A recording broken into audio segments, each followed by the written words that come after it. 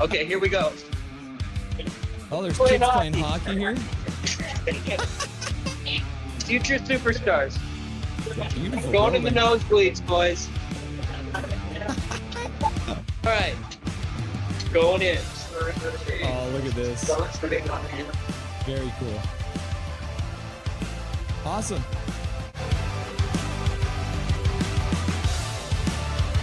Very excited to have the one and only Laser from Hockey Shop in Langley. Welcome to the show, Laser. How you doing today? Fabulous. No slap shots. The Rangers score. Boo.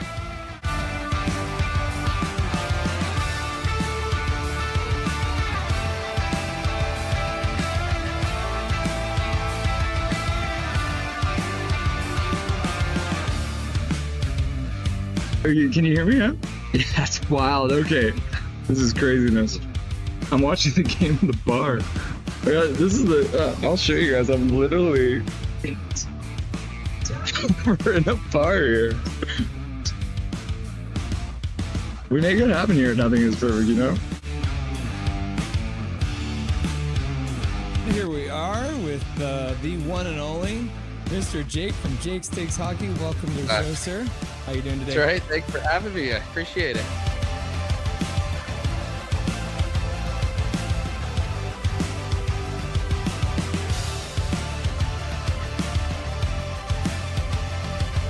Russell is the best. He's the secret master of the universe.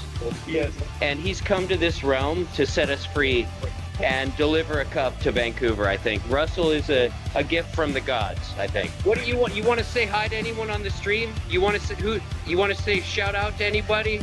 Any advice, words of wisdom? We got 2-1 Canucks right now.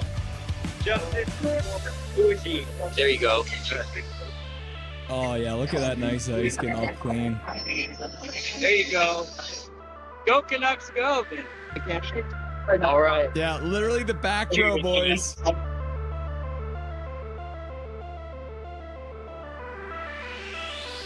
It's nice to have you. Thanks. Yeah, I'm happy to join you guys.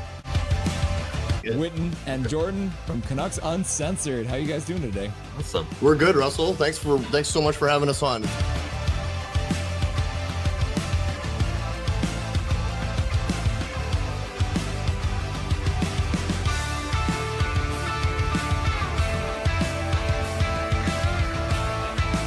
David wins it, goes forward and gets a shot, goes wide. Carr puts it behind the net. Got!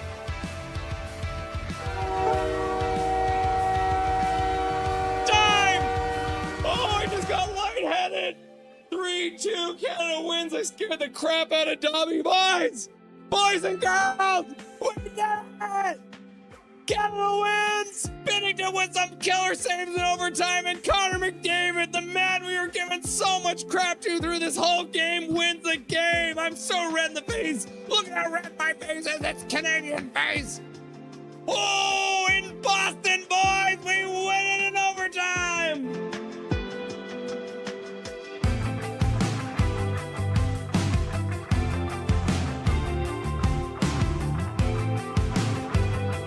This is the man, the myth, the legend, the Blue Line Hockey. Welcome to the show, buddy. Thanks for having me. Pleasure to be here. How you doing today? Things are great. Thank you for the wonderful intro, and thank you for having me on. And truly a big fan of what you are doing on your channel as well. So keep it up, man. It's really, really good. We're in the second row, so we're doing all right. Live from Rogers Arena, Michael Saunders with that beautiful mustache on his face. There it is. Look at that. A live look in, Rogers Arena, Mike and Zach. Russell, how are you doing, sir? I'm doing really good. It's nice to see you. Great to see you. It's always fun popping into the streams every once in a while when I get a chance, and nice to finally be chatting with you. How are we? Guys, this is awesome. I'm excited to be here. Everyone's been very excited to have you on. The word got out and people started getting very excited. So thank you very much for doing this and joining us today. I appreciate you having me.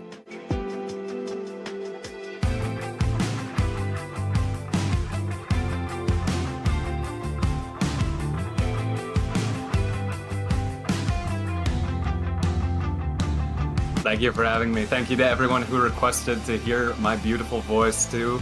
I appreciate that.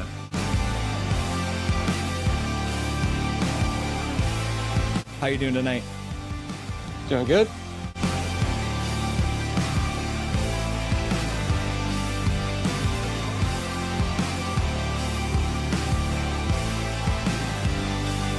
Thank you very much for taking the time out of your very first hockey game to join the stream. Everyone was very excited to see you, and enjoy the rest of the game in the third period.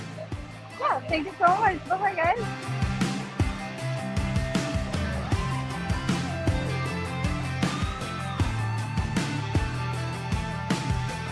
Trevor Beggs joining the show from Locked On Canucks. Thanks for joining me today, brother.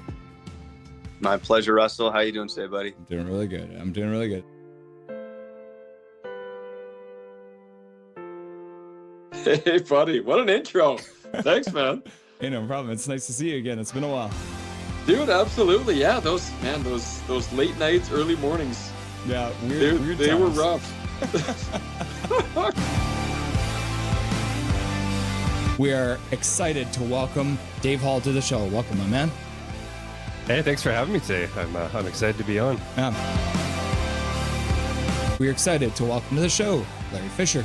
Thanks for having me, Russell. Looking forward to talking lots of hockey.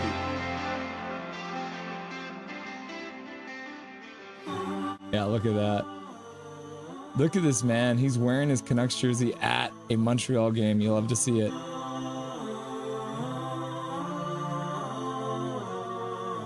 He became a local legend by calling the Abbotsford Canucks Calder Cup run.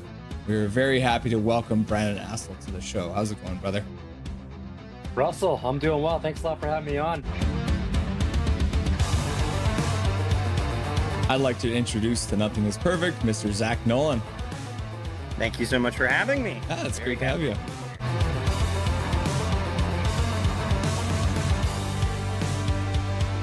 Howdy. What's up, my dude? They say never meet your heroes, but boy, am I glad I got to, because here he is, the man, the myth, the legendary host, Toddcast Podcast, Mr. Todd Hancock. Dude, thank you, man. What a crazy introduction. A hero, a myth, a legend. Yeah. We're pleased to welcome to the show, Canuckland. Thanks for having me on. I'm really excited. Passionate, realistic, honest. Rev Trev. Let's go. Let's get some passion going. There's some actual hockey playing.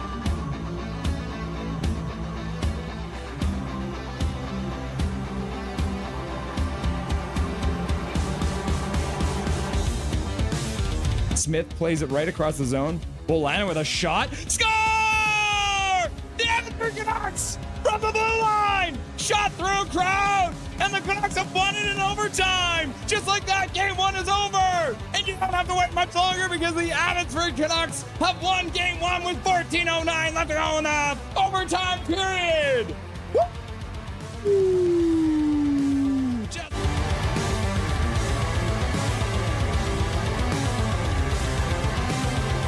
Charlotte wins the draw. They skate in. They take a shot towards the net. Goes high and wide. Comes around. In behind. Into the corner. And just like that!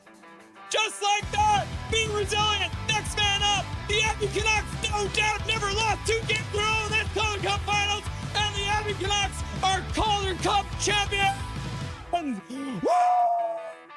Woo! Can you believe it?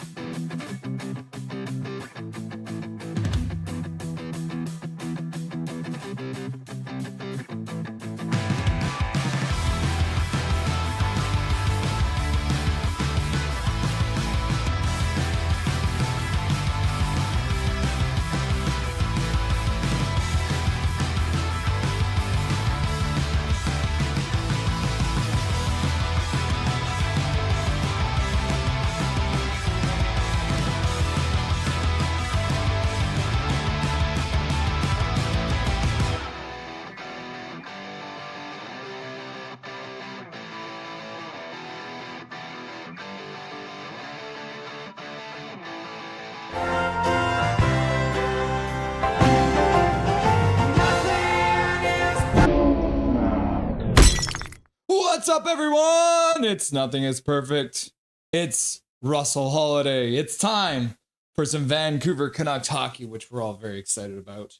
The end of the road as the Canucks play their 5th game on this road trip, 5th and final game before they get back at home on Saturday against the Montreal Canadiens. But we are here tonight to watch the Vancouver Canucks versus the Nashville Predators. We got lots going on today. We're going to have Dustin Boydell around as well. We're going to go through a bunch of like time on ices. We're going to go through the lineup. We're going to go through stats. We got some new stats.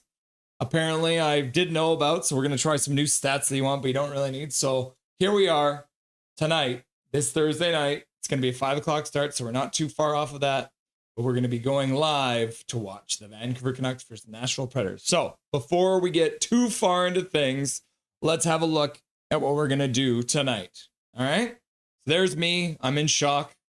The end of the road. We're going to be reading Never Boring. We're going to have Dustin Boydell on. So for anyone who hasn't experienced it yet, Never Boring is going to be a lot of fun. So the lineup for tonight, Canucks versus Predators. We're going to start off by saying hello to all the beautiful people in chat that are already here waiting for the game to get started. We're going to go through the stats that you want, but you don't really need. We're going to go through the Canucks starting lineup, a couple changes here and there. And then first intermission, the Rusty and Dusty Sideshow. I can speak English. Dustin and Boydell will be here. We'll go through the ups and downs of the first period. We'll get into the latest Canucks news of the day. And then, like I said, during the second intermission, we're going to be having our first reading of the year from Never Boring, the up and down history of the Vancouver Canucks by Ed Wills. So that should be a lot of fun. And then post-game show, Dustin Boydell will be back, and we'll break down everything that happens between the Canucks and the Predators. And you guys are already, chat's already going crazy, so let's make sure I get into that right away, because it looks like you guys are moving ahead of what I've been capturing. Oh my gosh, you guys are getting crazy. So let's hop back to the bar, and let's have a look at everything that's going on here in chat, because I think, okay, Calvin was here first. Zach McNally, Hachiko, Lefty all round. And then, yeah, Duolingo got here. Okay, so that's the first one we can see. So Duolingo's like, what's up? And then Calvin's like, who is Arnaud Durando? I believe he's the guy that they signed in the AHL, right? My show is on. What show are you talking about, Mark? Your show? Crying. Baby Hachiko, laugh out loud. Hey guys, it's People's First Yukon. What's up, People's First? Nice to see you. Peoples! Howdy all, says Prickfetti. How's it going, Prickfetti? And then he says, Coconuts go, Coconuts go, Coconuts go. Oh! People's First says, Brock is playing tonight. Yep. Sneak preview of those lineups that we'll be going through. I wonder if Russ ever gets noise complaints, laugh out loud. Not recently, but I'm working on it. Mike was a cool interview because he was standing. Mike. Yeah. Mike at the arena, right? You're right. Derek Wang's in the chat. Besser is back. And then Major General says, oh no, Predators 47-4. Holy cow, that's a high scoring game. Thank you very much for the $2 dono, Major General. With the most lopsided victory I think you've ever predicted against the Canucks. So Major General with the generous $2 donation to start. Calvin 99 Charlie, PD has got to get more minutes. We are the only team who is lacking center depth as much as we are. Yeah, other teams are, but not as much as us. Correct. There's Cal McKenzie. No bloody way they are overpaying for 3C Weinerberg. Weinerberg? I hope not. Cam, do you know who Arnaud Durando is? Okay, let's Google it. Arnaud Durandio. Oh yeah. He's this is the guy. So the Canucks have signed this guy to a PTO. So they're signing him to see if he's good enough to make the team, because Abbotsford needs player. And we'll talk more about the Canucks did sign one of the members of the Calder Cup champion team from last year. So we will be happy to see that man back. We signed him to a PTO. Yeah. Rusty Dusty, says Major General. Get that AI Dobby Rusty avatar. We did have an AI Dobby at one point, didn't we? Rusty and Dusty, Dobby. Rusty and Dusty, Dobby. Rusty and Dusty, Dobby. Rusty and Dusty, Dobby. Go, go, go, go, go, go, go, go, go. Fangirl! Fangirls in the house. Sherwood Hattie. Oh, you like to see that? Great! Like Tony the Tiger, I'm awesome. I hope you are doing well. Cal McKenzie. I don't even think Duran, dude. What do you think? My feelings are towards... He's thinking about it. Duran Ray. 5-3 win tonight. Trevor Linden. And then Trevor Linden appears. What's up, my dude? Nice to see ya. I'll be borrowing your jersey later. Howdy, fangirl. Armando Durado. Who's Duran? Laugh out loud. Duran's a band, I believe. Yeah, who's that guy? Laugh out loud. Artie. Trevor Linden.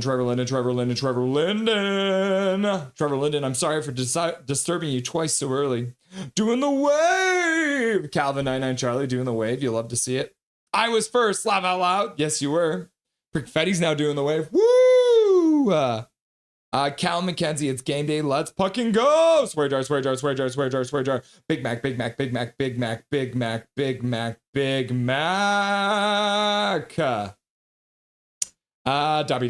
Dobby. And Dobby's just laying over there. He just got back from a walk with mom, so he's extra tired due to going on a walk and getting his booty kicked. Yes, he is. Dobby will be here later today. Trust me. Should be a lot of fun. We always love to see Dobby on the stream. And I've been trying to do a better job of showing you guys after the game his food.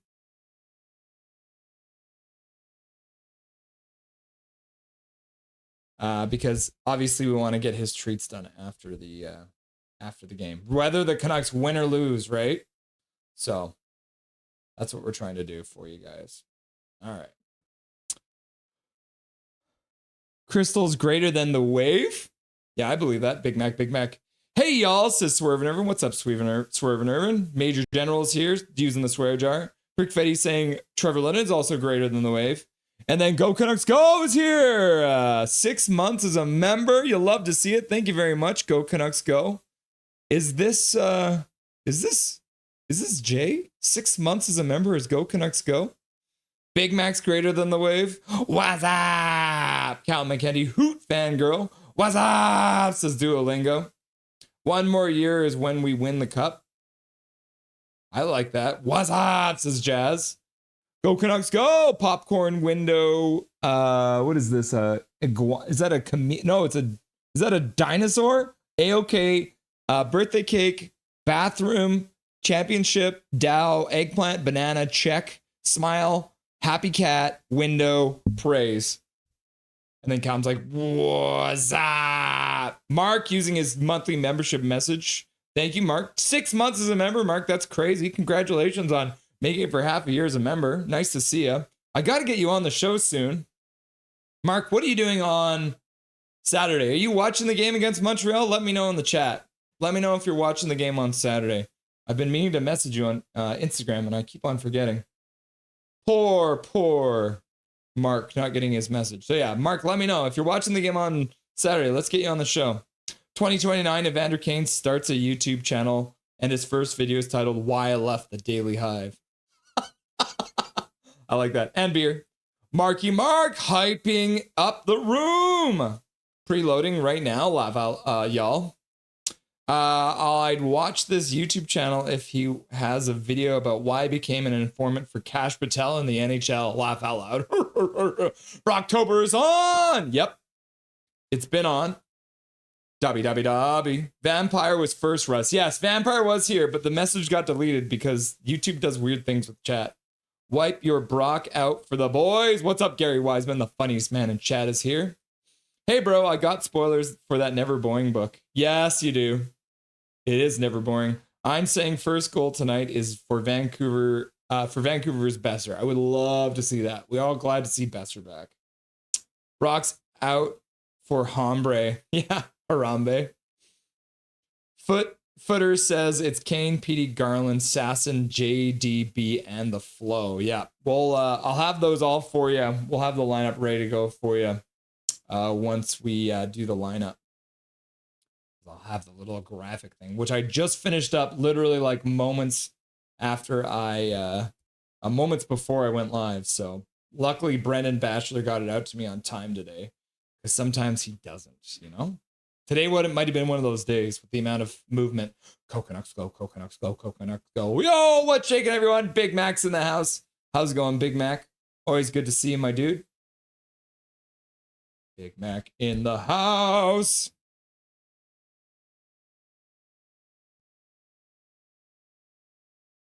There we go. And we are good to go. Cool. HMS Fangirl. Hi, Big Mac. Howdy, says Prickfetti to Big Mac. Mackie Mac. Hey, Big Mac. Besser and Sherwood score. How's everyone doing so far? I wish Foot Clan didn't split up the CC line.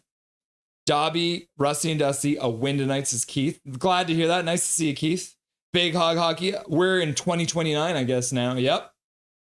Vampire's there using the Dobby emoji. Dobby, Dobby, Dobby, Dobby.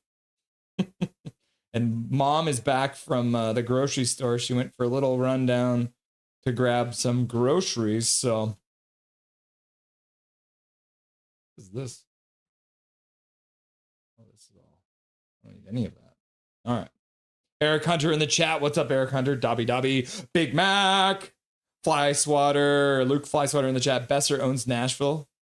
You'd be actually surprised to see who's ahead in the stats that you want, but you don't really need. My day's been good, Big Mac.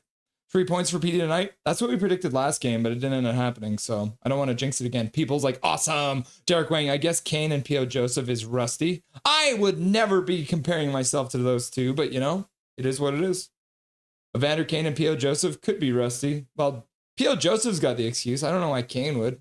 Howdy, Hunter. Jazz, I think I'm going to have a sore throat. What do I do to prevent it? Drink some hot water with lemon and honey. Go Canucks go with the $10 dono. Thank you very much, Go Canucks go, for the $10 dono. Go Canucks go. Go PWHL Vancouver go. Yep. We did see their new jerseys coming out. Apparently they're going to be announcing their name pretty quick. So thank you very much, Go Canucks go, for the $10 dono going straight to Dobby's college education fund. He's all pooped out because yesterday was college day. So he was down there learning from all the dogs. You're rich. Canucks hype. Go Canucks glow hype. Canucks dono hype. Frank Borgen. Dobby, Dobby, Dobby, Dobby. Wait, welcome, Frank. Nice to see ya. La la la la la la la la la la la la la la. Are they still using that, Jazz, as their song? Hee hee. I was about to say something about my message. Yeah, we got you though, Vampire. See, Calvin 99 Charlie. He's an honest man, and he will keep the up and up. Congrats on 2000, says Carly. Thank you very much. I appreciate you. I'm at the airport during the Montreal game, but I'm free for the Oilers game. We're all booked up for the Oilers game, but let's have a look at next week, Mark, then.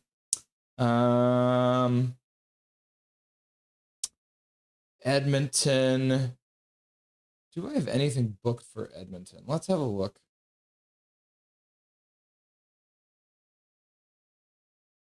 So Edmonton next week. Okay, Edmonton on Sunday is booked.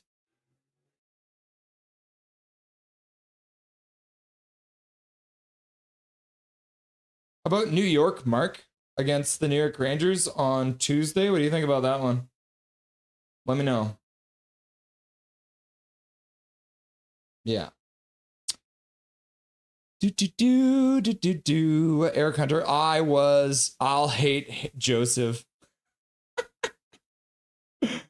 And then Go Canucks go with another $2 dono saying it's going to come out on November 1st. So that's the day they're going to announce it. I like the sounds of that. Thank you, Go Canucks go. You've been very generous already today. $12 already donated. Becoming a member, all that stuff.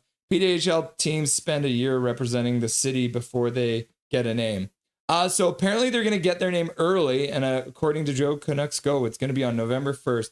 So they're going to wear their inaugural jerseys. That's just going to say Vancouver. And then season 2 is when they're going to get their logo. So they are going to wear just their basic jerseys. And then Achiko's here. So Celebrini just gets his second of the game and the Sharks go up 3-1. Holy cow. Thank you, Boo. Who now closes the door so she can't hear me yelling at you guys and the screen and all that. All right, we've said hello to everyone in chat. So let's hop on over to the stats that we, the stats that we want, but we don't really need. So Canucks versus Predators, stats that you want, but you don't really need. So Canucks playing on Thursday. They've done it 616 times. They're 260, 287, and 69, dude. So we don't want them to get an overtime loss tonight because they'll mess up that hilarious stat. At home, they've done it 240 times on Thursdays. They're 121 and 189 at home on Thursday. So they're really good at home. On the road, oh my God, they're almost 60 games below 500. So that's not great. This is not a good stat for the Canucks. We're talking about the Canucks playing on the 23rd of October. Then we're looking at 21 games played on October 23rd. The Canucks are 9-8-4. So they're actually a game above 500. At home, they're 4-2-3. On the road, they're 5-6-1. So not terrible. They're pretty much around 500, half a point below 500 on the road on October 23rd.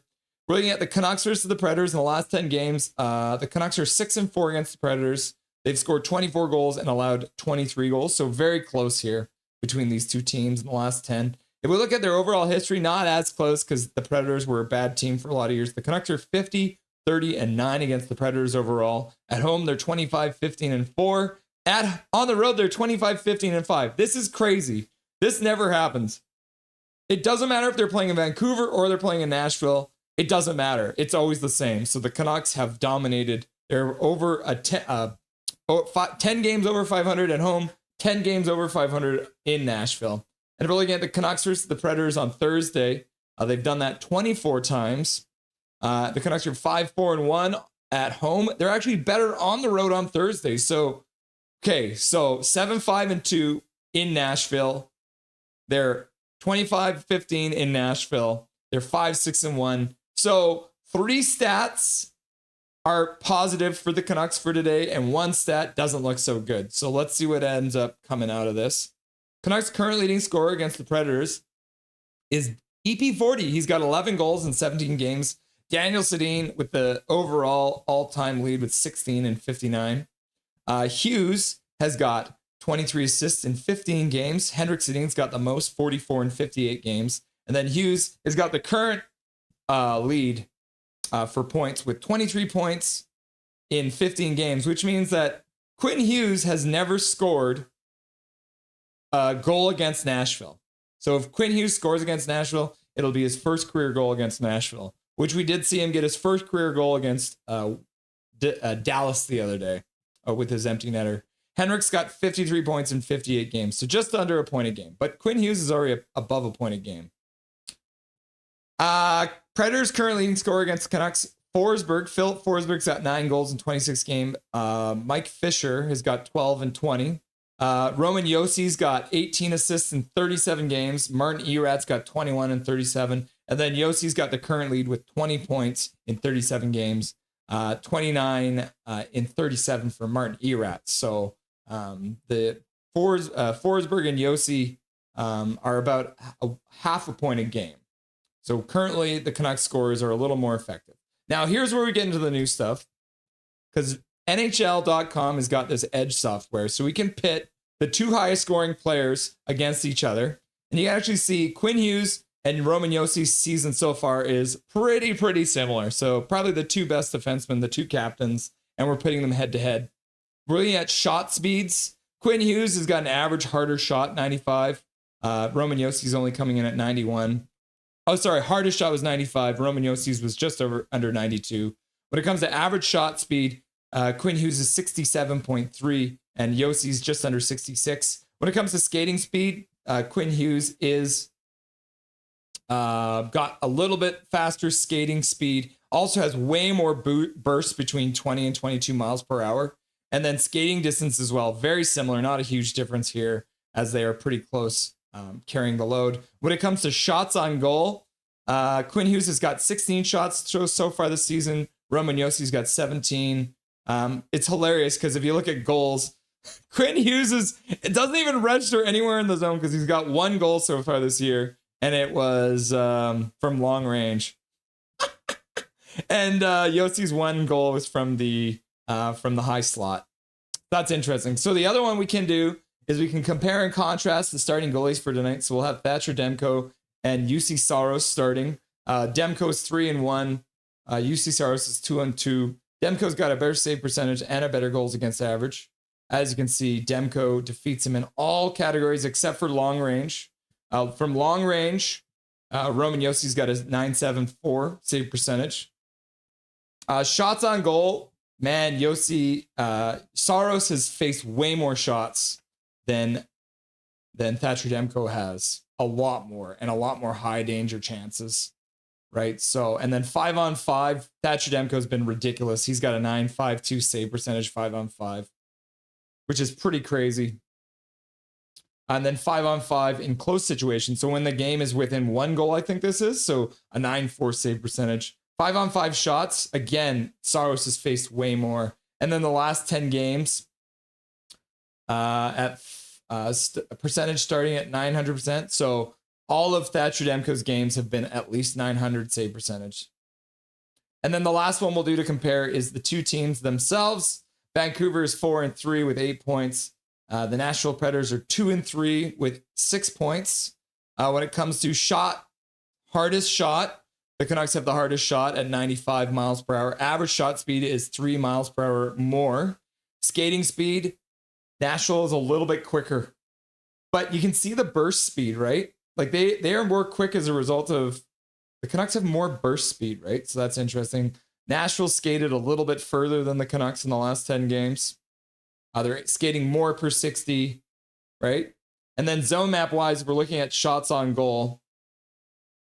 We can see the Canucks are getting a lot in the high danger area here. Nashville's getting some in here as well. But more looks like a right side attack from Nashville, whereas the Canucks look like it's more of a left side attack. So we'll keep our eye on that as well. And if it looks at zone time, Nashville spent 44% of their game in the offensive zone, 17 in the neutral zone, and 38%. The Canucks are not too far behind, but only just under 41%, 16.7 in the neutral zone, and 42% in the defensive zone. So those are some extra stats that we threw at you today.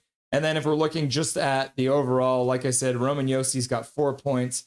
Marcia Show, who's not playing tonight, has got 2 goals. He leads the team. And Roman Yossi with 3 assists. Connor Garland's got 6 points. Kiefer Sherwood's got 3 goals. And Connor Garland, 4 of his 6 points are assists. Vancouver Canucks play Nashville today. They play again in just 6 days. Just next week against Nashville on November 3rd. And then they don't see them again until March. We're looking at the percentage for the team stats. Get my head out of the way there a little bit. Canucks power play, 23rd, not great. But the Nashville power play is absolute crap. They're last place in the whole league. When it comes to penalty killing, the Canucks are 20th. Nashville's doing pretty good. 87% puts them in the top 10. When it comes to face-off percentage, the Canucks are absolute shite, which we saw against Pittsburgh. The Canucks are 30th. Nashville's a little bit better at 21st. And when it comes to goals, 4 goals against, the Canucks are scoring about 2.86 per game, bringing them in at 20th, and 2.43 for Nashville, so not scoring a lot, 29th, third last. And the Canucks are right in the middle of the league, 18th when it comes to goals against, but they have fallen, so they have more goals against than they do goals for. And Nashville, 3.43 goals against per game. And if we look at the last 10 games, neither of these teams has played 10 games, but Nashville is on a 4-game losing streak, one of those being in overtime. The Canucks coming off a loss to Pittsburgh, but the Canucks are 4-3. Nashville's 2-3-2. Cool. So we added in a little bit of extra stats. Did you guys like those extra stats? Did you like the extra stats? Okay. So we're just after 5 o'clock. So the last thing we'll do before we get the game started, let's have a look at the starting lineups for the Canucks. So to start, top line now is Evander Kane, EP40, and Connor Garland. Dustin's going to love that. Jake DeBrusk will be centered by Max Sasson and Brock Besser on the right side, so Besser is back. Drew O'Connor will play with Ratu and Sherwood on the third line. And then the fourth line will be Nils Alman with Arshdeep Bains and Linus Karlsson. We got a new Abbey line. So Sasson getting the promotion off this line, but we do have the new Abbey line here. When it comes to the defense, it's pretty much the same as last game, just the change in your goaltenders. So top pair will once again be Quinn Hughes and Phil Hronek. The second pair will be our 2 boys, Tyler Myers and Marcus Pettersson. And the third pair, unfortunately, Tom Willander won't be getting in. It'll still be P.O. Joseph and D. Petey. And then Thatcher, the Snatcher Demko, does get the start for the Vancouver Canucks here in Nashville. Cool? We've done the stats. We've done the lineup. Let's hop back into chat. Gargle with salt water, saline, and eat the sap from the stem of a Dieffenbachia plant. It can paralyze your vocal cords for up to 3 hours. Oh my gosh. I got evil all of a sudden. Oh my God, no way. First win, maybe Hachiko? I'm just shocked New York scored one. Yep. Vancouver Hockey Bags. I found your channel when scrolling through YouTube and found the stream and immediately fell in love with your community and Dobby. I'm glad to hear that, Vampire. Nice to see you. Go Canucks go. Eric, name and logo released November 1st to be worn next season. Bonsai, Japan life forever. It's Japan 4 is here. WHL pushing back in Chilliwack. Halifax deserves an NHL team. Carly, what happened to the one they had? WHL is pushing Chilliwack expansion back one season. Interesting. So they won't be starting in Japan 4. Bonsai, Callum-san. Welcome, Japan 4. Nice to see ya. Always good to see ya, my dude.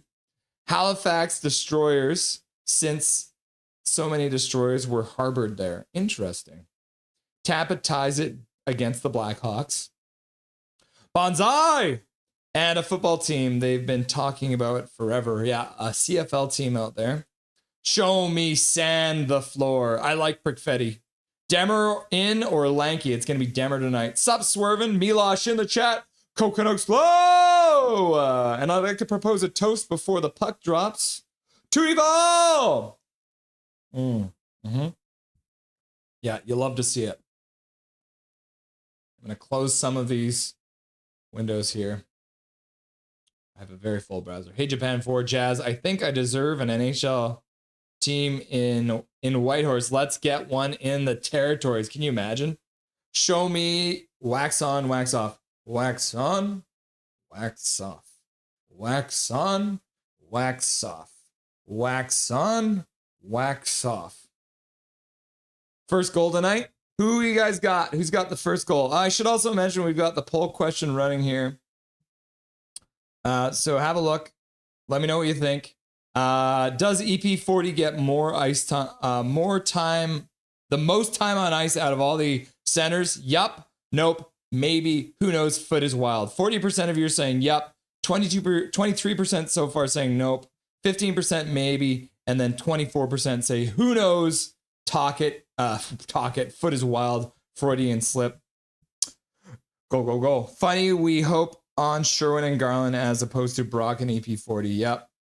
Sure, Jazz, but before they get the NHL, they are going to have to get the internet and running water first. Ooh, cast and shade.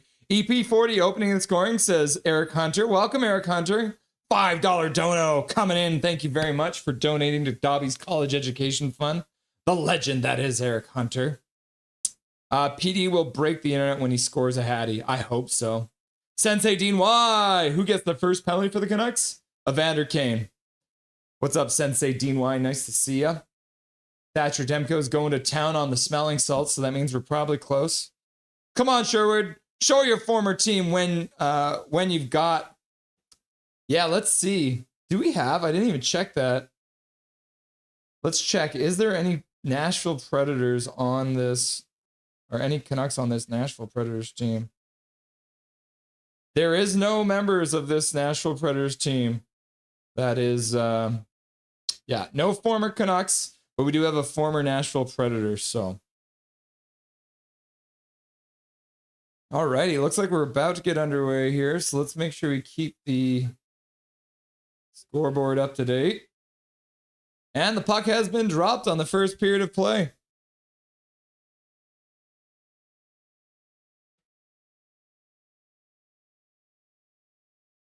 Puck into the... We got Ratu's line starting. So looks like Foote is starting with some line matching. Shot towards Thatcher Demko, and he'll just hang on to it. An easy save. Didn't have to work very hard for that one. Do the Demko. Do the Demko. Do the Demko. Rocket ship. Gold medal. Goat. Screaming. Dobby. Goal. Wave. Neil Foster in the house. Let's finish this trip on top. Let's fucking go. Welcome back, Neil Foster. Good to see you. Matt Bandera sitting here watching ya with the baby daughter. Love the stream, bro. Good to see you, Matt. Long time no see. You got that new little baby. For everyone who doesn't know, Matt Bandera, one of my old coworkers. Well, I guess technically I was his boss, but yeah.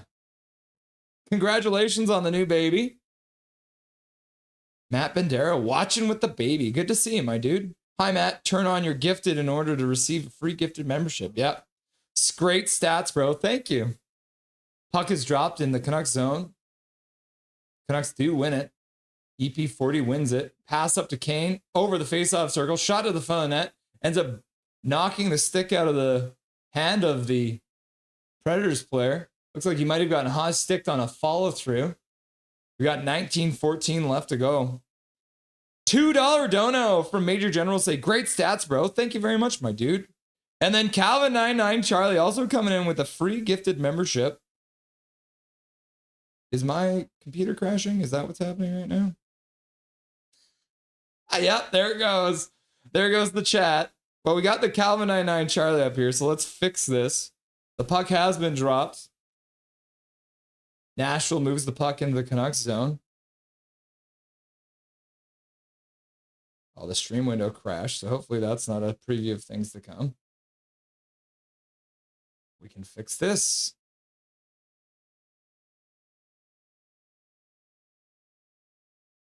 There we go. Penalty coming up to Nashville. Okay. Let's scroll back up here for a quick sec. So Calvin99 Charlie. Just isn't going to work right now, is it? Okay, it still worked. Great. Okay, so Calvin99 Charlie donates a gift of membership. Goes out to Lenards. Congratulations, Lenards. Calvin99 Charlie, thank you very much for the donation. And then we've also got Eric Hunter donating, but chat crashed when you did it. But Carol Mitchell getting the free gift of membership courtesy of Eric Hunter. So thank you very much, Eric Hunter. And thank you very much, Calvin99 Charlie, for the dono. Canucks win the faceoff off the ensuing draw in the Nashville zone. Back to the blue line. Pass across for Pettersson. Pettersson back to the blue line for Hughes. Hughes spins it. Skates the blue line. Dishes back for Pettersson. He puts it down low for Brock Besser. Back in the lineup. Good to see him. Plays it across for Hughes. Hughes has a tough time grabbing that puck. Nashville clears it out past the blue line. Hughes skates back in. He drops at the blue line for no one. But luckily, DeBrusque picks it up. He'll pass over for Garland. Garland skates up to the blue line. Dishes for Pettersson. Pettersson now gets knocked down just inside the blue line. Hughes picks it up. He'll skate down. Puts the puck in front. Shot out of the front net. Brock Besser shot gets blocked. And then the puck gets kept in there by the Canucks at the blue line. Pettersson plays it across for Hughes down the blue line. Hughes has the puck bounce on him. Then he tries to pass down on fans on it. Picks it back up. Hughes looking really rough to start here. What's up with him? Hughes, top of the slot, down for Garland. Garland tries to pass in the middle, banks back to the blue line. Hughes picks it up there. Besser in the middle of the slot, passes down low. DeBrusque tries to put it in front, ends up having the puck roll off his stick. Hughes back at the blue line now. I don't think they can get a shot. Now Besser in the high slot, skates down the boards on the near side. Spins a little bit, puts it down low behind the goal line, back to the blue line for Hughes. Hughes with a shot to the front of the net. That one goes wide. Puck back to the blue line, skips past Hughes and all the way down the ice. Wow, the Canucks power play, like, am I wrong? Like, anyone else watching, does Quinn Hughes look like he's struggling out there? Canucks is in the house, EP25. What's up, Canucks? You love the symbol, too. Percent temperature. Jeremy Jackson in the house. What's up, Jeremiah Jackson? Nice to see ya. Kane. Yeah, Kane gets the first penalty. Smirky McSurf. Puck, Roger Sportsnet. Is your thing broken? Well, the power play's over. No shots. No shots on the power play. Eric Hunter, why hasn't Quinn been passing to open PDs? I don't know, man. Eric Hunter with a $2 donut to ask, why has Quinn not been passing to Petey? We need to get Petey to do some one-timers, right? And then KJ Braves is here and says, salutations all.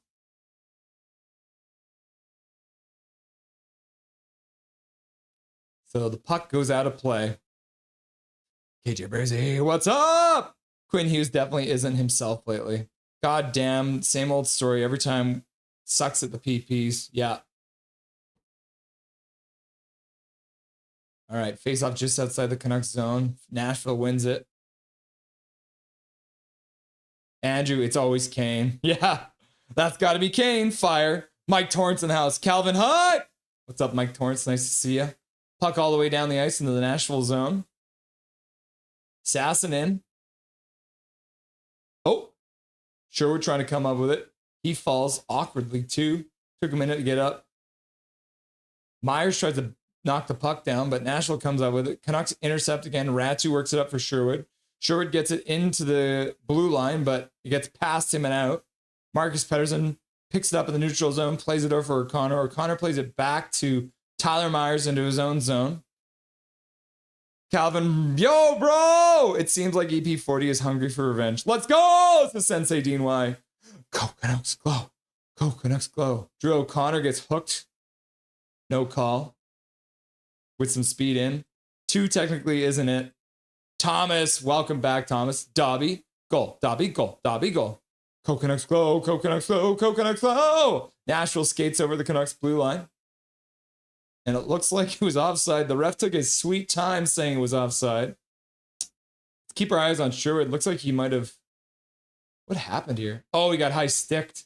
Oh, yeah! Sherwood got fully high-sticked there by the Nashville defenseman. No call. Huh. I'm blind. I'm deaf. I want to be a ref. I'm blind. I'm deaf. I want to be a ref. Sherwood, Hattie, often and early. I hope so. Canucks, who do you think is getting the first pick in the draft?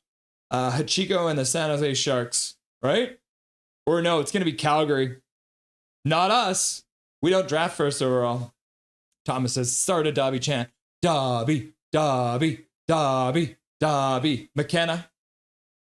Dobby doing the wave. Woo! Nashville controlling. Puck into the slot. Intercepted there by the Canucks. Besser plays it across for Hughes. Hughes skates it out of center. Puts it over for DeBrus. DeBrus with a shot to the front of net. Rebound comes out high. Besser kicks it down low. DeBrus tries to get it. Can't get it. Comes to the blue line. Hronek passes across for Hughes. Hughes back to Hronek. Down the boards. In behind the net. Puck bounces past DeBrus. He gets a stick on it though. Now DeBrusque and Besser digging behind the net. Puck around the boards up to Hronek.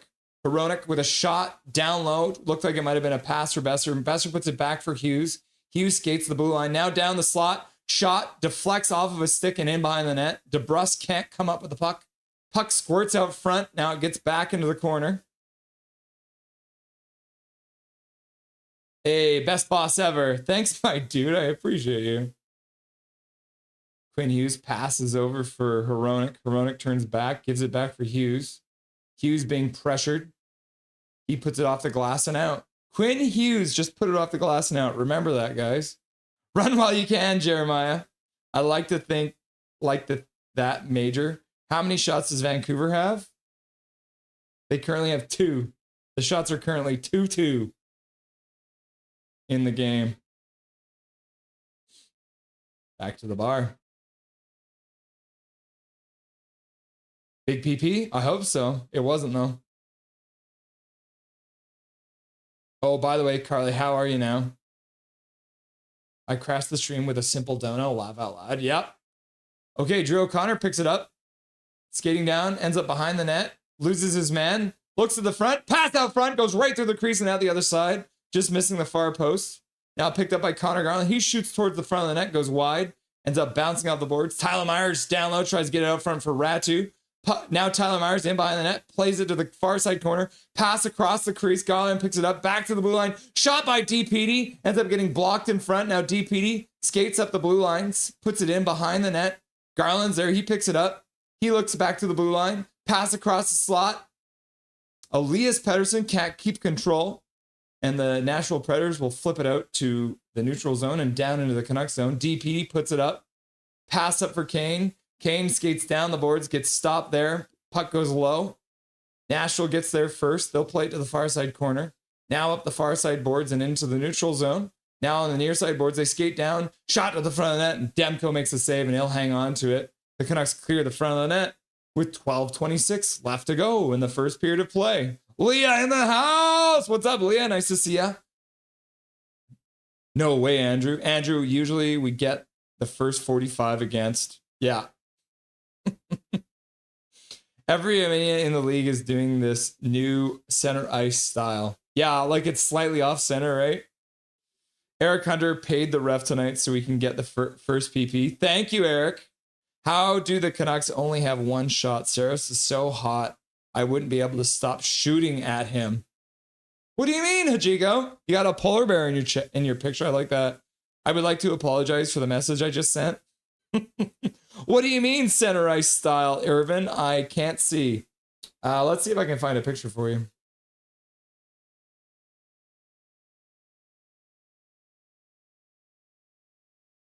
Oh yeah, so this is it.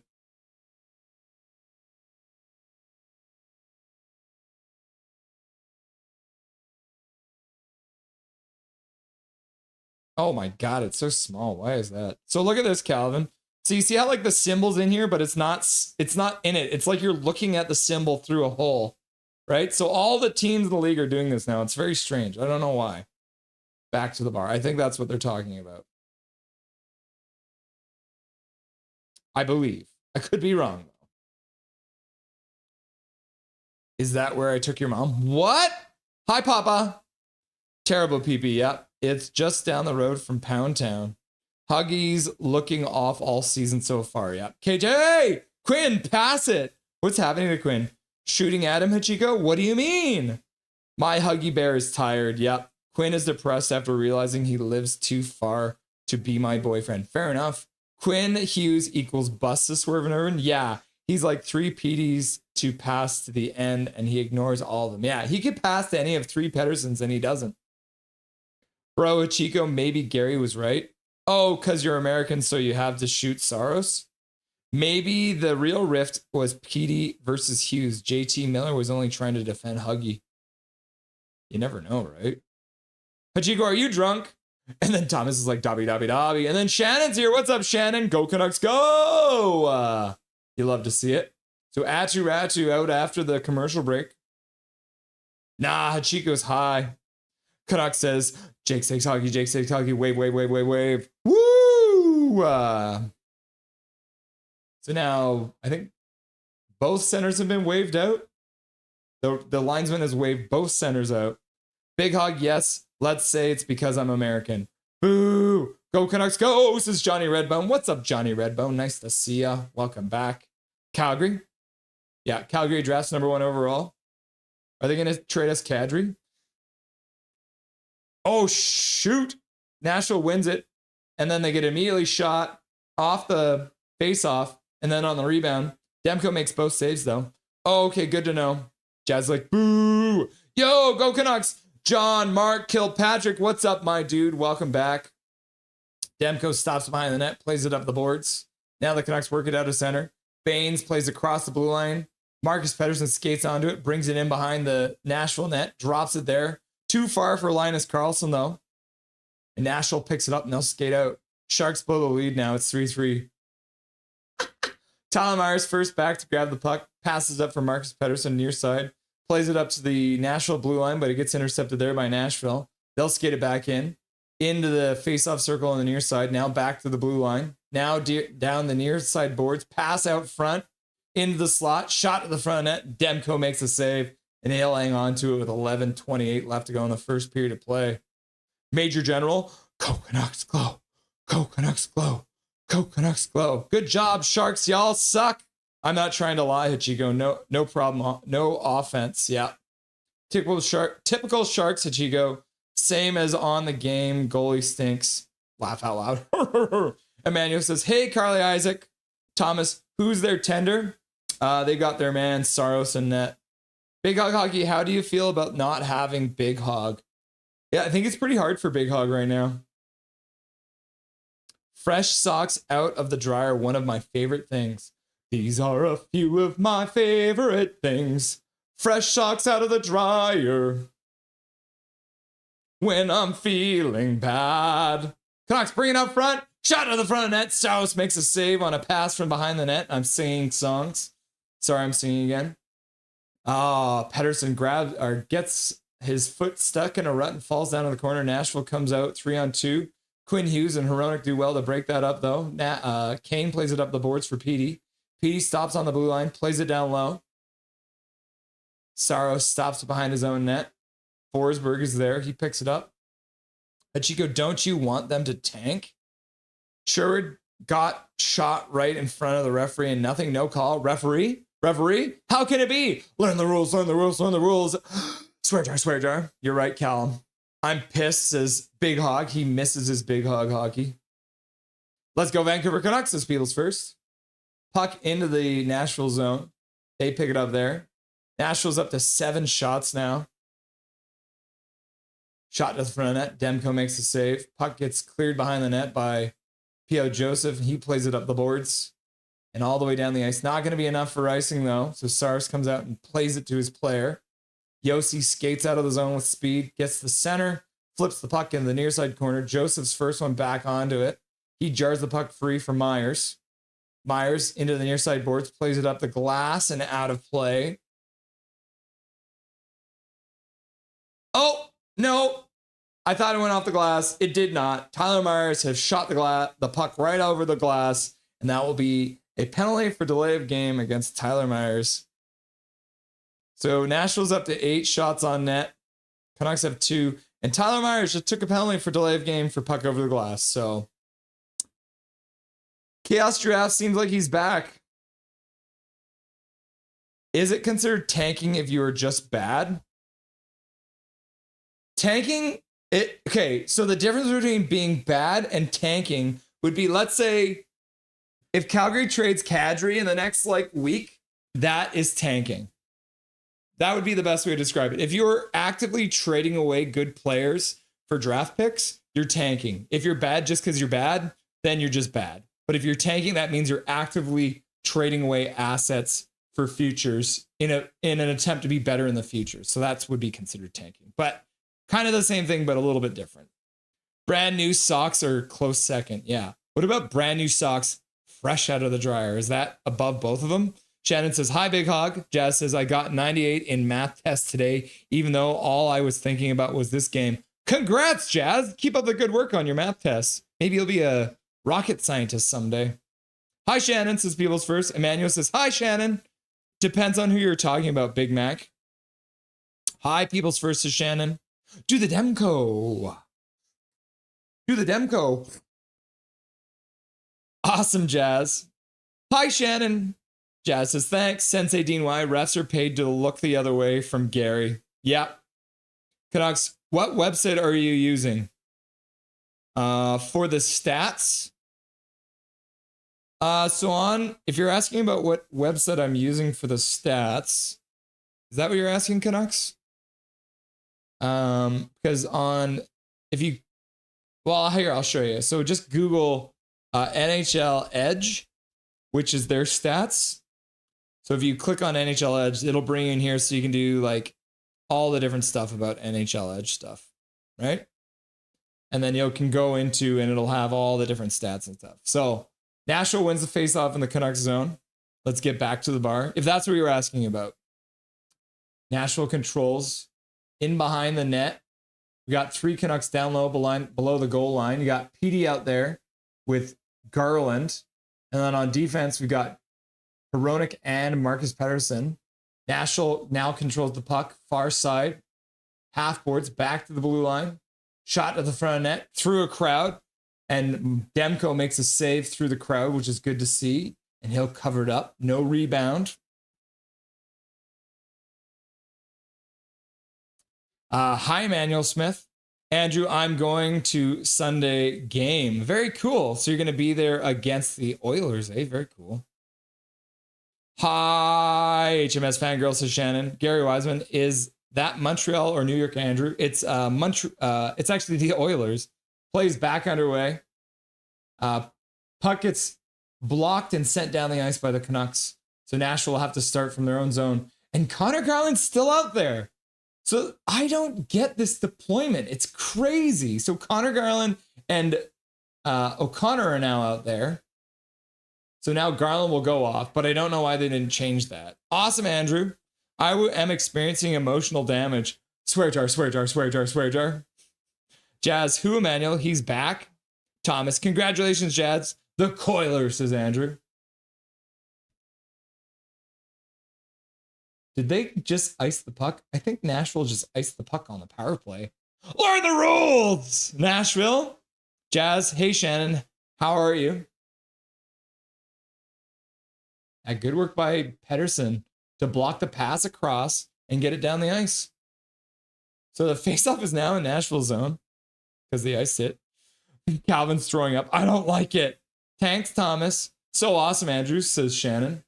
All right, Nashville wins the draw in their own zone. They'll start from their own end.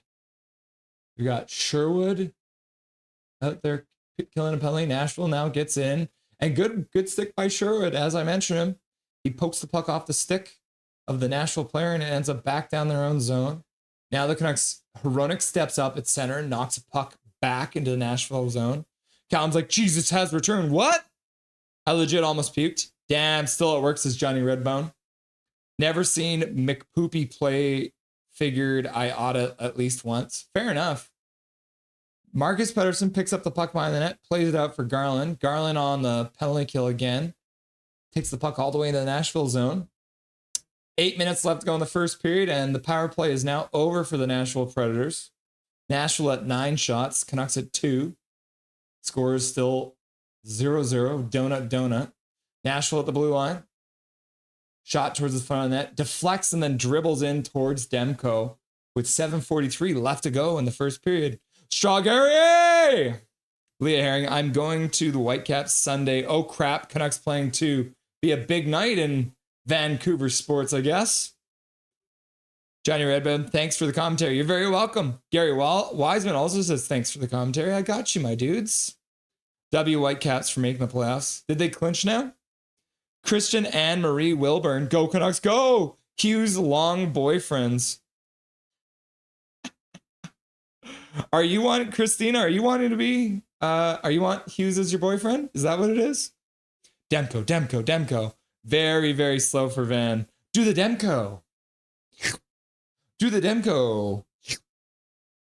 Plays back underway. The Canucks scramble the draw and actually come up with a win. Hughes in behind his own net. Starts out over the faceoff circle. Pass up to Besser.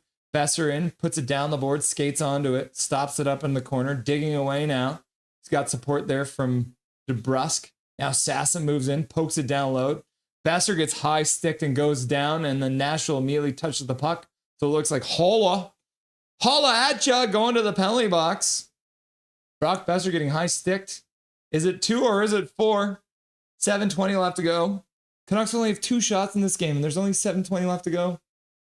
Oh yeah, the Nashville player feels like an idiot trying to lift the stick. Wasn't even close to lifting the stick and just smacks Besser right in the face. So the faceoff will be in the Nashville zone. Besser stays out because he's on the first power play unit. Canucks with another chance. When we started slow, we've won. All right. Face-off scrambled. Won by Nashville, and they'll slap the puck down the ice. So the Canucks will have to start from their own zone. Why do I get the gut feeling Demko also gets to start in Montreal? Apparently they are saying like, oh yeah, we're just doing it by numbers, and we've already got it all planned out. So we'll see. Garland back to the blue line. Quinn Hughes plays it across for Pedersen. Pedersen puts it down the boards for DeBrusque, who puts it further down the boards for Besser. Back up to Pedersen on the blue line. Pedersen tries to make a pass across the zone. That one gets off of his shin pads and goes all the way down the ice as the Nashville Predators clear it out. Demko cues it up for Hughes. Hughes faces a little bit of pressure, but he passes up for Garland. Garland has to negotiate that pass. Passes up for EP40, but it's ahead of EP40. And he doesn't touch it. And it goes all the way down the ice for an icing call. So with 6:28, the Canucks do the same thing Nashville did, and they ice the puck. Oh my gosh. Insane. Bold prediction, Callum. Let's see if they can carry it off. Do the Myers. Don't do that, Myers. PK time. Yep. Paul, who wins game 1 tomorrow? LA or Toronto? Puck drop. The Canucks win the faceoff in their own zone. Quinn Hughes passes up to Pettersson. Pettersson through the center, dumps into the far side corner. Canucks move in on the forecheck. PD picks it up behind the net, plays it back to the blue line for Hughes. Hughes plays it down to the far side corner for Besser. Besser tries to pass across. That one gets blocked. He picks up the bobbled puck over for PD. PD back to the blue line for Hughes. Hughes across for Besser. Besser down low, far side corner for DeBrusk. DeBrusk stops on the half boards, plays it down low for Garland. Garland skates behind the net, tries to pass out for PD, actually puts it off the back of the net. Pettersson picks it up, tries to put it down low, but that puck gets intercepted. Nashville skates out, gets to the Canucks blue line. Pettersson tries to throw a hit. And then the Canucks are changing as the Nashville Predators pick the puck back up, playing across the zone, shot to the front of the net. Demko deflects it to the corner. Now Besser picks it up behind the net. Canucks have not gotten a shot on another power play. Holy crap. Quinn Hughes plays the puck behind the net. Nashville's there to pick it up. There is no sync. There is nothing going on. The Canucks have zero chemistry. Quinn Hughes picks it up. He's still out there. Passes across for Carlson. Carlson fans on the shot. Loses the puck on the boards. Nashville picks it up. No shots on the power play. Nashville breaks out 3-on-2. Pass across the zone. Shot to the front of the net. Deflected wide. Nashville puts it down behind the net. Ends up skipping past everyone. DPD skates onto it. He flips it out to center. All the way down the ice and ices the puck. So now the Canucks have iced the puck. Whoo! Oh my gosh. Myers thought he was playing baseball. Yeah, we look like crap tonight. Absolutely. Third period team. Chaos do chaos. Giraffe. Yeah, and the Canucks gave up a high danger chance right in front. And I didn't stop the clock. There's still 4:55 left to go. Kiefer Sherwood's taking the face off. For some reason. Interesting. No surprise there. Kiefer Sherwood can't win it. Puck squirts out past Nashville. Canucks poke it down. So now the Canucks will finish up their change after icing the puck. O'Connor picks it up, skates up the half boards, plays it off the boards and out to center, intercepted by Nashville. Nashville through the Canucks blue line, dumps it into the near side corner. Marcus Pettersson, first one there, plays it behind the net for Hronek. Hronek plays it off the boards and up to Baines. Baines plays across the neutral zone over for O'Connor. O'Connor stops up, skates the middle, shot to the front of the net. Blocker saved by Saros. Saros deflects the puck behind the net. The Canucks work it back to the blue line. Tyler Myers, high slot, plays it down low. Back to the blue line for Myers. Myers keeps it in there. Now Marcus Pettersson passes to the front of the net, right through the crease and out. Baines plays it down low. Back to Baines on the half boards. He cuts to the faceoff circle, plays it down low. Now and behind the net is O'Connor. O'Connor plays it up front. Ratsu can't get the shot off, deflects wide. Now back up the half boards to Baines. Back to the blue line for Myers. Myers has it, comes out of the blue line. So the Canucks will have to wait for everyone to clear it out. Myers, stick handling, loses the puck, but he gets support from O'Connor. And O'Connor will bring it back and give it to Marcus Pettersson in his own zone. He'll pass it up for Sasson. Sasson gets to center, tries to play the puck into the Nashville zone, but two Nashville Predators close in on him and stop that. Nashville carries into the Canucks zone. Puck rung around the boards, up the half boards. Near side, now the Nashville Predators pick it up there. Try and play it back to the blue line, but a good stick there by the Canucks, and they'll work it down into the Nashville zone. Nashville picks it up in their own zone. Amon harassing them with a good forecheck. And then Sasson picks it up, plays it up to the blue line. Amon gets hit, but he gets the puck down low. Nashville first onto the puck. They'll ring it out to the neutral zone. Good work there by Sherwood to stop them at neutral zone and play it back down. 2 shots in this whole damn period. Did you ever do hockey commentary, Duolingo? I did a little bit of color commentary in college, but I didn't do any play-by-play. But we started last year during the Abbey playoffs, doing full color commentary. Canucks take control and then give the puck away to Nashville in the zone.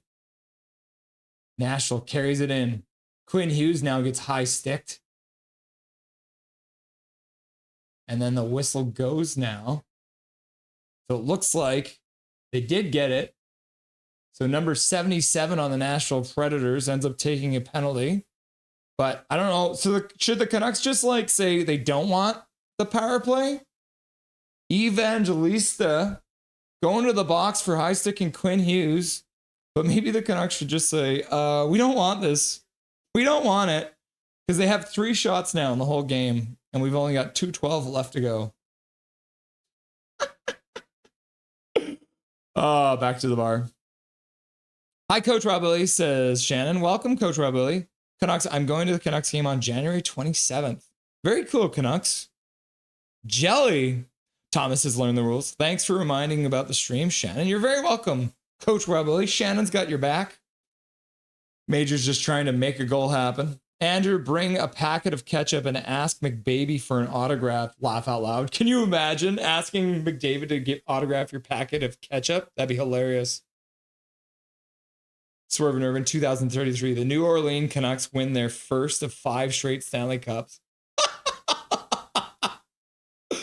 Oh my God, Swervin. Major's like eggplant. Oh my God, there was a massive Dobby fur connected to my drink. How did that even get on there? Whoo-wee.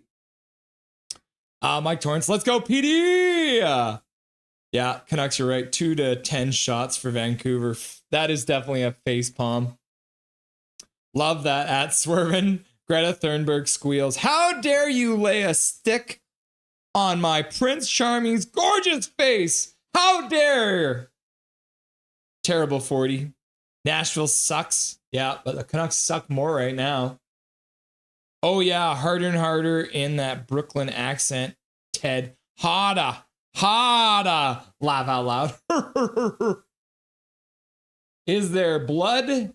There is no blood. It'll just be 2 minutes. So the Canucks will be going to another power play. They're third of the first period. They only have 3 shots on goal, and they've had 3 power plays. So let's see.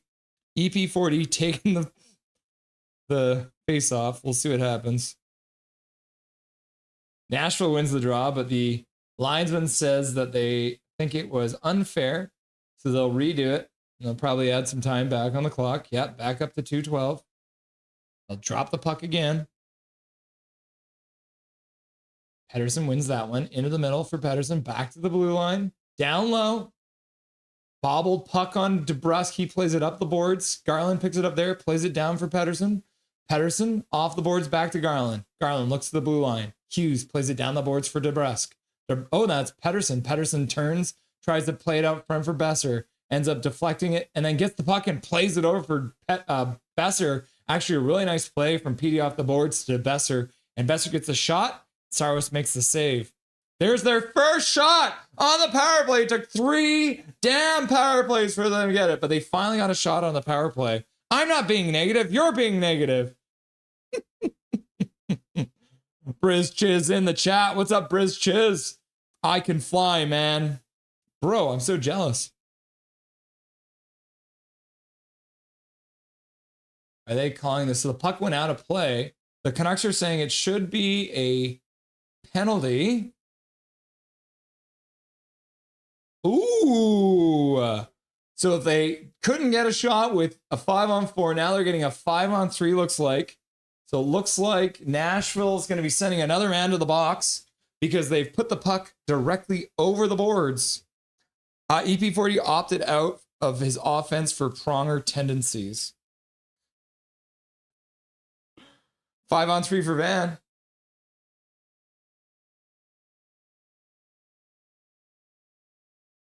See what happens here. Yeah, delay of game. There it is. So number 76 on Nashville going to the box. A 5-on-3 for 1:30. Canucks.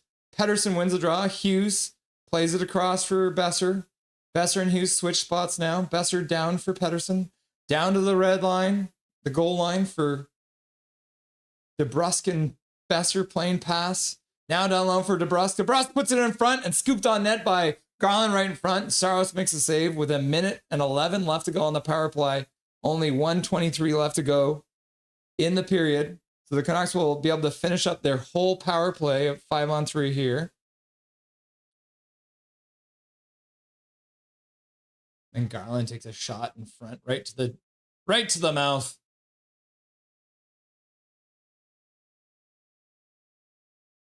Pettersson can't win that draw. Nashville picks it up, puts it off the boards, and all the way down the ice.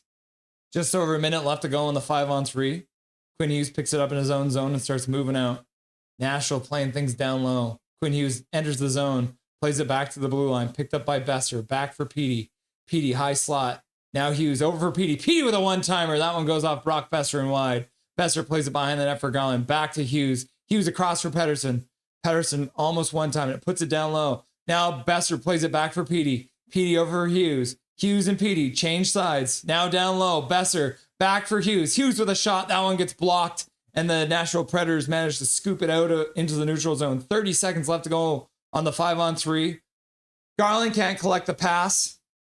And O'Reilly will take his time and shoot the puck all the way down the ice with 20 seconds left to go on the 5-on-3. Canucks trying to get some time back in the zone. Garland plays across the blue line. Carlson plays it back to the blue line. Back for Hughes. Hughes passes in front. Digging away as Carlson couldn't get it to go. Hughes across the zone. Pass in front. Now they're 5-on-4 for 30 seconds. Pass up the boards and all the way down the ice. And that'll do it. The end of the period. The Canucks will have 18 seconds left to go on the power play as we move into the first intermission. The Canucks had 5 power plays in that period. And they have 5 shots. They have 5 power plays. And they have 5 shots. Oh, sorry. 4 power plays, 5 shots. That is insane. All right, back to the bar. All right, let's get Dustin online. It says Dustin's playing Fortnite. I wonder if Dustin is playing Fortnite instead of watching this game because he's not interested in the shenanigans that are currently occurring in the game. All right. Without further ado, Dustin Boydell. Oh, up, boy. We suck.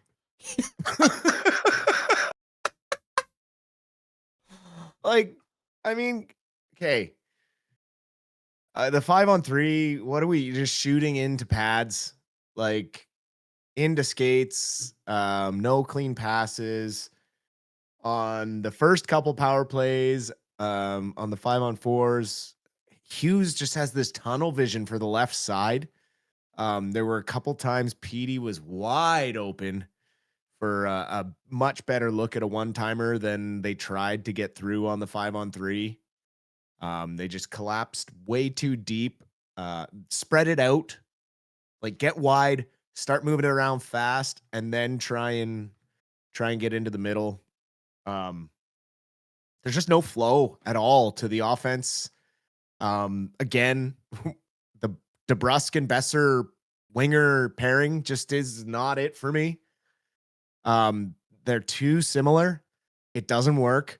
Sasson looks exhausted after like 3 shifts with them because he is doing all of the skating on that line. Like, he literally looks like, oh my God, what happened? Give me Carlson and Baines back. Like, 2 guys that, you know, we share the workload. DeBrusk looks horrible out there tonight. Like, just can't keep the puck on his stick. Has had a couple chances down low to try and stick handle it a bit. And it is, you know, he's just lost control of it. Yeah, no, like Demko, great period from Demko. You know, he didn't really face any difficult shots. Like, he faced 12 shots, but they weren't really high danger chances. So, I mean, that's a good thing. But yeah, just the Canucks should be pushing the offense way harder back the other way. And it's, oh man, it's really tough to find some ups in that period because there was not a lot of flow from our side. And I mean, you have 3 power plays, one of which is a 5-on-3, and you only have 5 shots. Like, come on, guys. Tell me how you really feel, Dustin. Thursday. TGIT. At least it's Thursday, right? Thirsty Thursday. God, it's getting there. Watching this game. Gonna need a beer to get through the rest of it. Holy. What'd you see out there for ups? Like, if we're like really trying to like find something like face-off wise, it was pretty close. Like, the Canucks went 9 for 10 on the power play, so they were at 45%, which isn't bad, right? Like, almost winning half.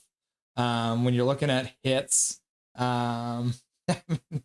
got out hit, they got out blocked, they gave away the puck more. Oh no, I'm back into the downs again. Yeah, exactly. It doesn't take long, right? No, as you're trying to sift for the ups, you just keep finding more and more downs. Let's see, face-off wise, let's have a look here, because let's scroll this over. How are the Canucks individually doing on the face-off? Because that's always interesting too. So Petey's been much better tonight, I think. EP40 is at 58.3%.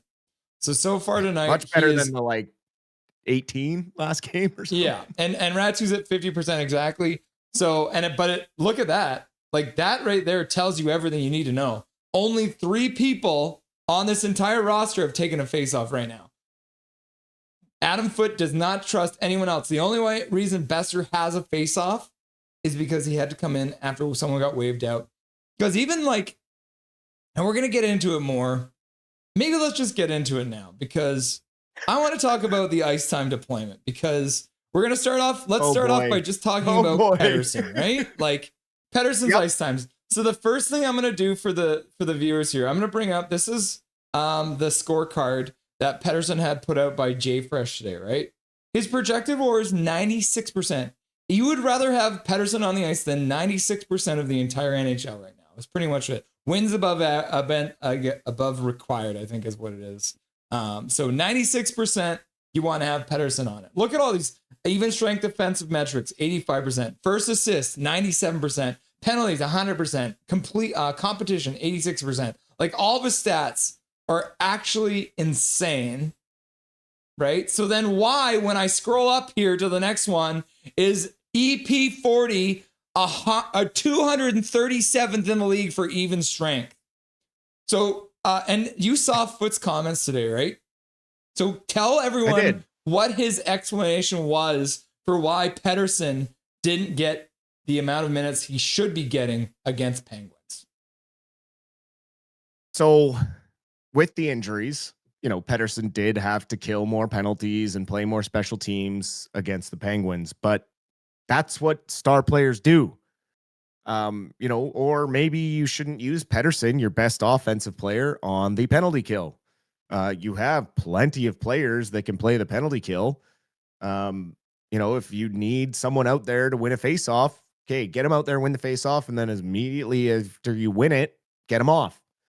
They used to do that with Bo Horvat all the time, right? Mm-hmm. Get out there, win a face-off, get off the ice.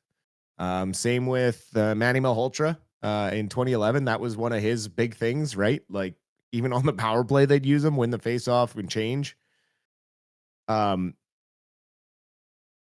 starting to feel bad for Pettersson.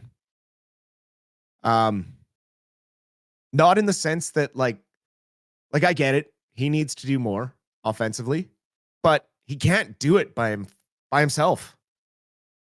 Like, he literally has no supporting cast. There's no other real star player on this forward group. And our other star player is playing like a shell of himself right now and has 2 points on the season, 3 points on the season, no goals, and is struggling to, find his dominant play. And, if you're not putting Pettersson out there to succeed offensively and you're putting him out to play a defensive role, then who's going to score? And I'm just having a real hard time with I get, yeah, he plays more special team minutes or things like that. But, I look around the league at guys that, most first line centers play 20 minutes a game minimum. Right? Like that's just what they do. They're expected to play 20 minutes a game. And the number one D-man's expected to play 25-ish. Right? Like that's just the averages around the league. And then, not every game he's playing that much special teams. So it just blows my mind the way that these lines are deployed. And, again, in Pittsburgh, Kane having more ice time than Pettersson, and it shouldn't be relevant about the special teams. And tonight, Kane should be on the second line and DeBrusk should be up with Pettersson. It's really frustrating to see the way that they just lost all the chemistry that they had because they were forced to split up Besser and DeBrusk. And then they immediately put them back together because they think that that's working. Those two basically did nothing together when they were paired together for the first 4 or 5 games. So I get that Foote is a rookie and he's going to have some stuff that he has to learn, but there's just patterns that you can recognize as a coach, and you have to see that there's chemistry, and you can't have certain types of players together because it just doesn't work. And with Foote, there's this talk about how he called around to other coaches around the league asking for advice and things like that. And I don't know if they gave him bad advice or if but the NHL, this is the first time I've ever seen a coach learn on the fly in the NHL. Like it's never happened for me before. It's always a junior coach that gets, promoted from the AHL or something like that, or a former longtime coach that's looking for a job that gets hired as a head coach. So this is new territory for not only Adam Foote, for the for the Canucks as an organization. How long is the leash until we recognize that all these decisions are actually a pattern into his coaching style? And then it becomes alarming, right? Yeah. For the first 10 games, it's like, okay, he's learning, he's feeling it out. He's trying to answer the questions in his press conferences. But at the end of the day, how long are we going to just accept that before we go, maybe we kind of made a mistake just trying to make one guy happy with this, because this quality of hockey isn't going to make him happy. It doesn't matter who the coach is. You can't tell me right now with the trajectory this team is on that Quinn Hughes is happy. And the lack of bringing in more talent in the forward core to bolster the scoring, that couldn't have made him happy, right? Like they have all these young guys we could send and we get all these excuses, right? Like, every team in the league is looking for a second line center. Well, yeah, but not every team needs one as badly as we do. We don't have any in development. We have an 18-year-old who we were like, oh yeah, he can make the lineup. But it was he had a good camp. But compared to other 18-year-olds that make the NHL, I mean, look at what Matthew Schaefer's doing for the New York Islanders as a defenseman. He's 18 years old. But compared to Braden Coots, he looks like Connor freaking McDavid, right? Yeah. So it's we had an 18-year-old make our squad, but when you look at it, it's because our center depth is absolute dog crap. Well, so Swerve and Irvin donates $2.79. Says, preach, Dusty. And I want to bring this up too. So this is the ice time from last game between Elias Pettersson and Atu Ratu's ice time, which you should be able to see on your screen now, Dustin. So the one thing that I took out of Adam Foote's explanation is, Elias Pettersson was playing more tough minutes. And he included power play time as tough minutes, which is not true. This is not tough minutes. A minute 22 on the power plays, not tough minutes. He played a minute 53 on the shorthanded. But if you look at overall, he played less than 17 minutes. I don't care. And they're talking about, he didn't play as much in the third period when they were down. Well, guess what? In the second period, he only had under 5 minutes in the second period. Atu Ratu had 5 minutes and 30 seconds even strength, and neither one of them, except for EP40, played 30 seconds on the penalty kill. So Adam Foote's explanation about hard minutes is absolute BS. We could talk about this more, but let's move on because we have other things we need to shit on too. For example, sure. Kane's friend, Kane's best buddy, Kane, when your dinner guest just arrested pro players for gambling. So anyone who didn't see it today, Kash Patel, the FBI director, was involved in a giant sting operation. So a bunch of NBA players, coaches, officials all got arrested today in a massive gambling ring. So is that like just like Canucks logic where Kane has dinner with this guy and then the next day they're breaking up an NBA gambling ring? I mean, it's just, it's never a dull moment with Evander Kane, right?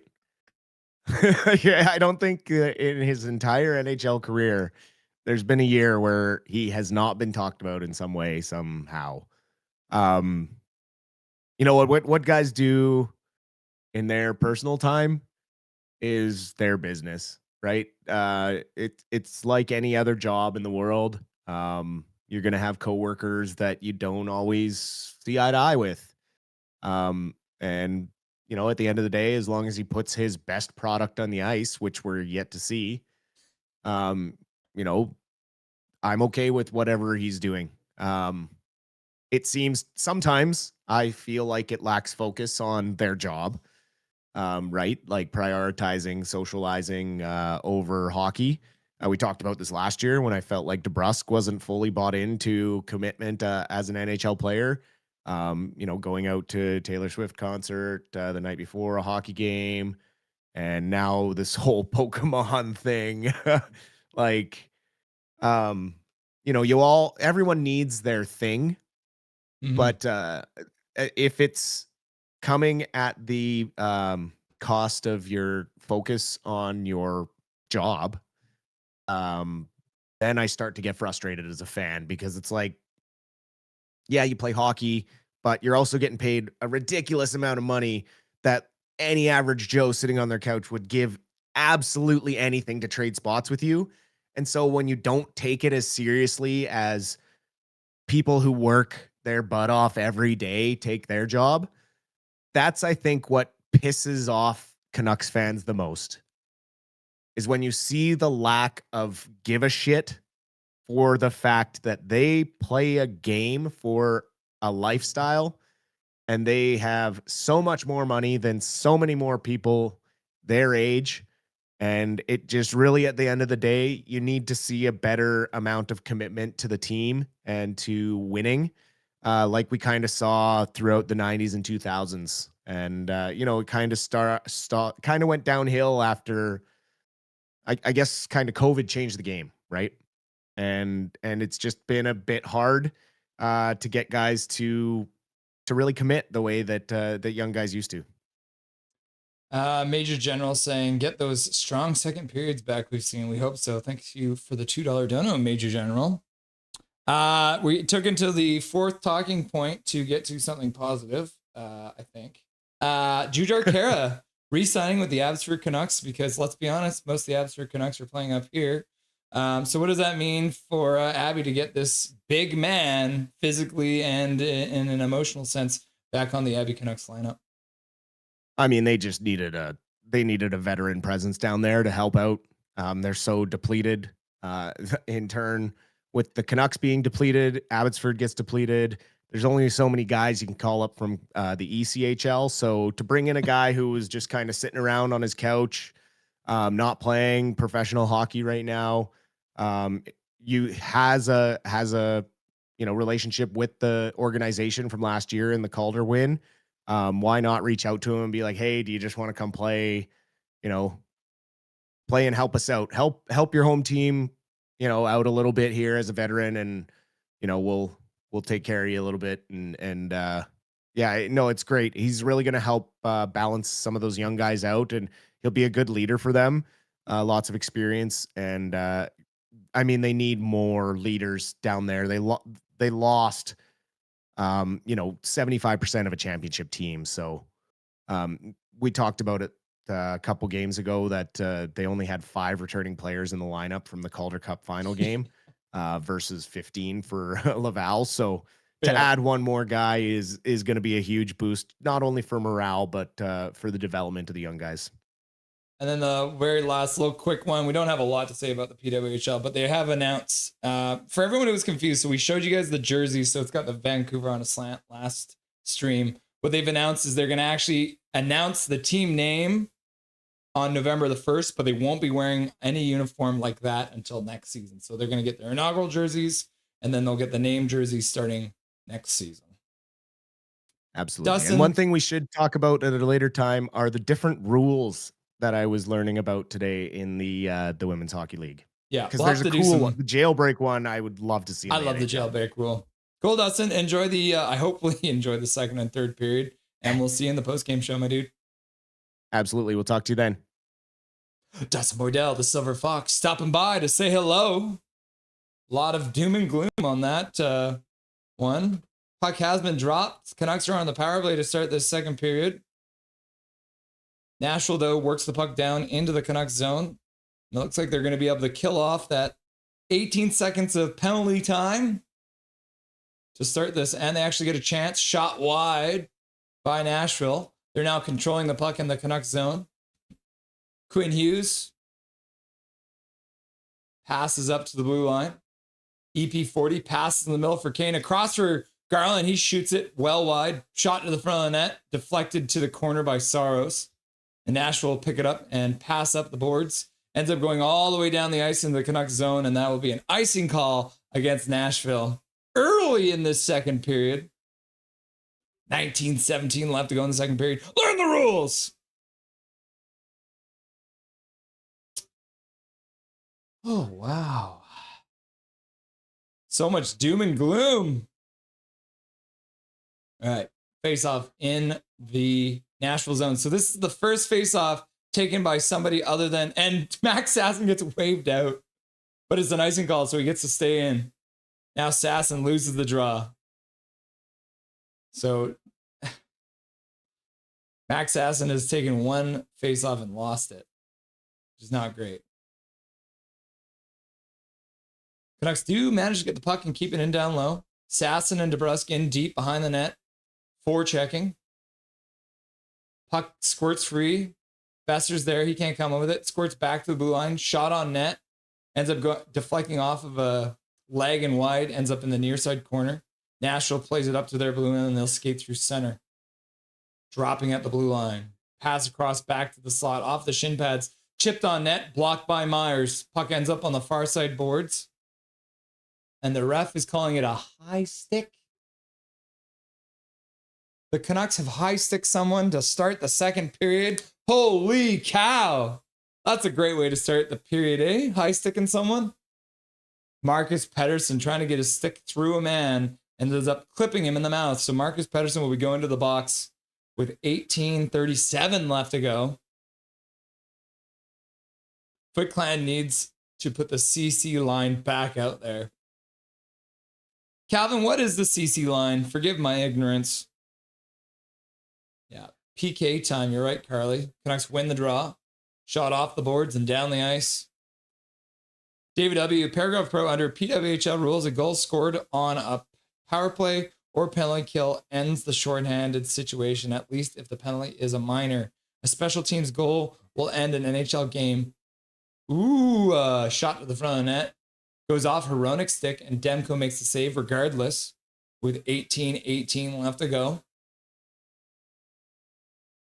We are losing. Nothing is perfect. Oh, no. The Blues are losing. There's a lot of games on 4-0. That's crazy. Omega Fish is probably happy about that. Hope you're doing well. Atu Ratu wins the draw. Puck gets shot to the blue line and past the defenseman all the way down the ice. Saros cues it up. He'll play it to the far side. Welcome, Omega Fish. Nice to see you. How many points is EP40 getting this season? I hope at least 100. That's what I predicted. It's not looking like it, though. Canucks pick up the puck, slap it around the boards, but can't get it out. Nashville works the puck down into the corner. P.O. Joseph picks it up, loses the puck. Nashville plays the puck back to the Canucks blue line. Now they back off. 2-on-1 all of a sudden for the Canucks moving in. Drew O'Connor shot at the front of the net. And Saros makes the save and he'll hang on to it because he doesn't quite know where the puck is. And I did not start the clock on that play. So there's 17:42 left to go in the second period of play. Oh my goodness. So the faceoff will be in the Nashville zone. They've got 1 minute and 5 seconds left to go on their power play. 17:42 left to go in the second period. Nashville wins the draw. Who took that one? I think Garland took that one. So they are literally not even putting a center out there on the Preds coming offside. 17:30 left to go. They didn't even start a center on that. They had 2 wingers start that. That's crazy. Kane is an informant. I donate, but I'm out of gift card at the moment. Laugh out loud.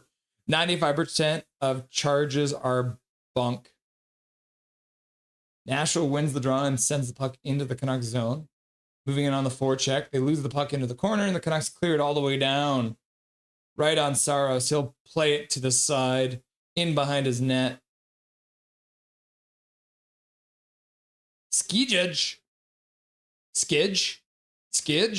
Oh, Kiefer Sherwood now breaks in. Deke shoots, and Saros makes the save. Kiefer Sherwood all of a sudden with a breakaway from the blue line. Couldn't do anything with it, though. Shot to the front of the net. Blocked by the goalie, Demko. And the Canucks Garland will skate it through center. Into the Nashville zone, right into the corner. He goes right behind the net. Keeps it. Turns. Plays it down low behind the Sherwood can't pick it up, though. Nashville will pick it up. But the power play is now over. Marcus Pettersson's out of the box. And the puck skips into the Canucks zone. Queued up by Thatcher Demko for DPD.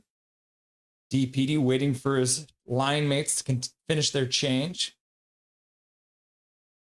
Canucks pass up to their own blue line. Skipped into the zone.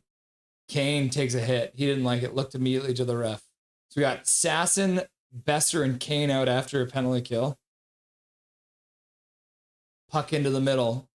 Sasson fighting for it. Kane comes up with it. Kane with a shot to the front of net. That one gets blocked. And Nashville have skated out into the neutral zone. DP cuts his man off, throws a hit, and clears the puck up the boards, but it gets knocked back down. Picked up behind the net for Hughes. Hughes gets hit, loses the puck, but DP's there to support and plays it up the boards. Sasson puts the puck off the boards and tries to skate onto it, but couldn't quite get to it. Nashville skates back into the zone. Stops up at the top of the faceoff circle, far side, shot to the net, blocked away by Demko. Shot to the front net, gets blocked by a Nashville player, blocking his own teammate's shot. Now they'll bring it into the corner, back down behind the net, playing it back into the corner. Now they'll skate up the boards, passing to the blue line, pass across the blue line. Yossi plays it down low.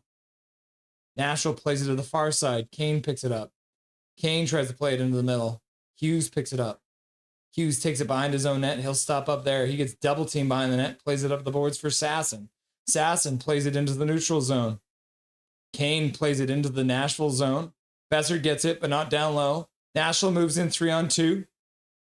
Evangelista back to the blue line. Shot. The stick explodes. Now the Canucks will try and take it out and almost losing the puck right at their own blue line, but they get it into the Nashville blue line, play it into the zone. Back to the blue line. Kiefer Sherwood skates down to the faceoff circle near side. Oh no, that's Hughes. Hughes back to the blue line. Pass down low for Hughes. Hughes now skates back. Top of the faceoff circle. Shot at the front of the net. Saros makes the save. Nashville picks up the rebound. Clears it down the ice. Puck hits the discarded stick, and Myers will pick it up, skating over the blue line. Cuts to the faceoff circle. Plays it back up to Hughes. Hughes plays it over for Ratu, who plays it down low, far side corner. Sherwood in, can't get the puck. And DeBrusque couldn't come up with the puck there either. Nashville, O'Reilly puts the puck in down behind the net. Canucks can't come up with it. Puck skips out front. Demko has to make a save. Puck skips towards the blue line. Kick down low for Nashville. They keep it in. O'Reilly plays it into the slot. Nashville can't get it past Hughes. Hughes now plays it behind the net. Sherwood looking gassed already. Canucks play the puck down low. Sherwood picks it up and he'll play it out to center. Puck will skip and roll all the way down the ice. And it's not going to be enough for icing. Takes a favorable bounce off the corner and stays out of the goal line. Nashville puts the puck all the way down the ice. Tipped in. Hronek plays it back for Hughes. Hughes plays it up to the faceoff circle. Now up for Amon. Amon loses the puck in the neutral zone. And Nashville played up to the Canucks blue line. Into the Canucks zone. Tipped off Hughes' sticks. Hughes, now behind his own net, plays it over for Sherwood. Sherwood tries to play it to the middle. Blocked by Nashville. They'll play it back to the Canucks blue line. Across it. Down low, shot to the front of net. That gets blocked. Now the Canucks will flip it out to center. They desperately need a change. It feels like all these guys have been out here for a while. So two of them will manage to get off. Hughes, still out there, picks it up in the near side corner. He'll throw it out to the neutral zone. Gets blocked. Ends up to Petey. Petey plays it up for Kane. Kane plays the puck down low into the far side corner. Garland can't come over the puck. Pedersen comes in to support. Chip down low for Garland. Garland looks back to the blue line. P.O. Joseph across for DPD. DPD with a shot. Saros makes a save and hangs onto it. Saw the shot all the way. With 12:28 left to go in the second period of play. Known associate Foote is not off to a good start. A lot of questionable decisions basically every game. Win or lose, hard to judge when the roster is so depleted though. You are very correct on that one, known associate. I don't know if I could have put it better. So that is a very good assessment. Welcome to the stream, known associate. I don't know if I've seen you here before. So if you haven't yet, make sure you hit that sub button. Make sure you hit the like button. We are live during every single Vancouver Canucks game. Florida Panthers fan in the chat. What's up, my dude? Welcome back. Watching all the way from Australia. How you doing, my dude?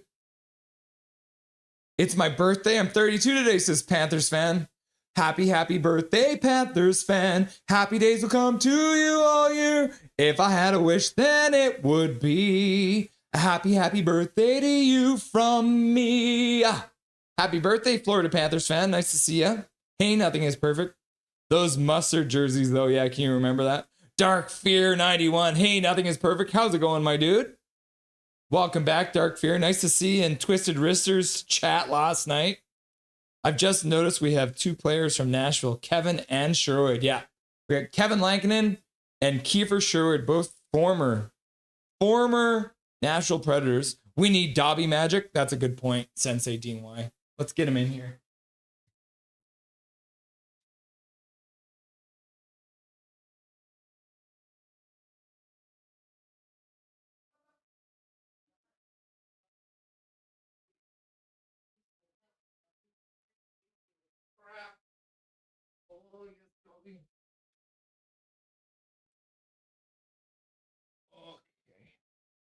There.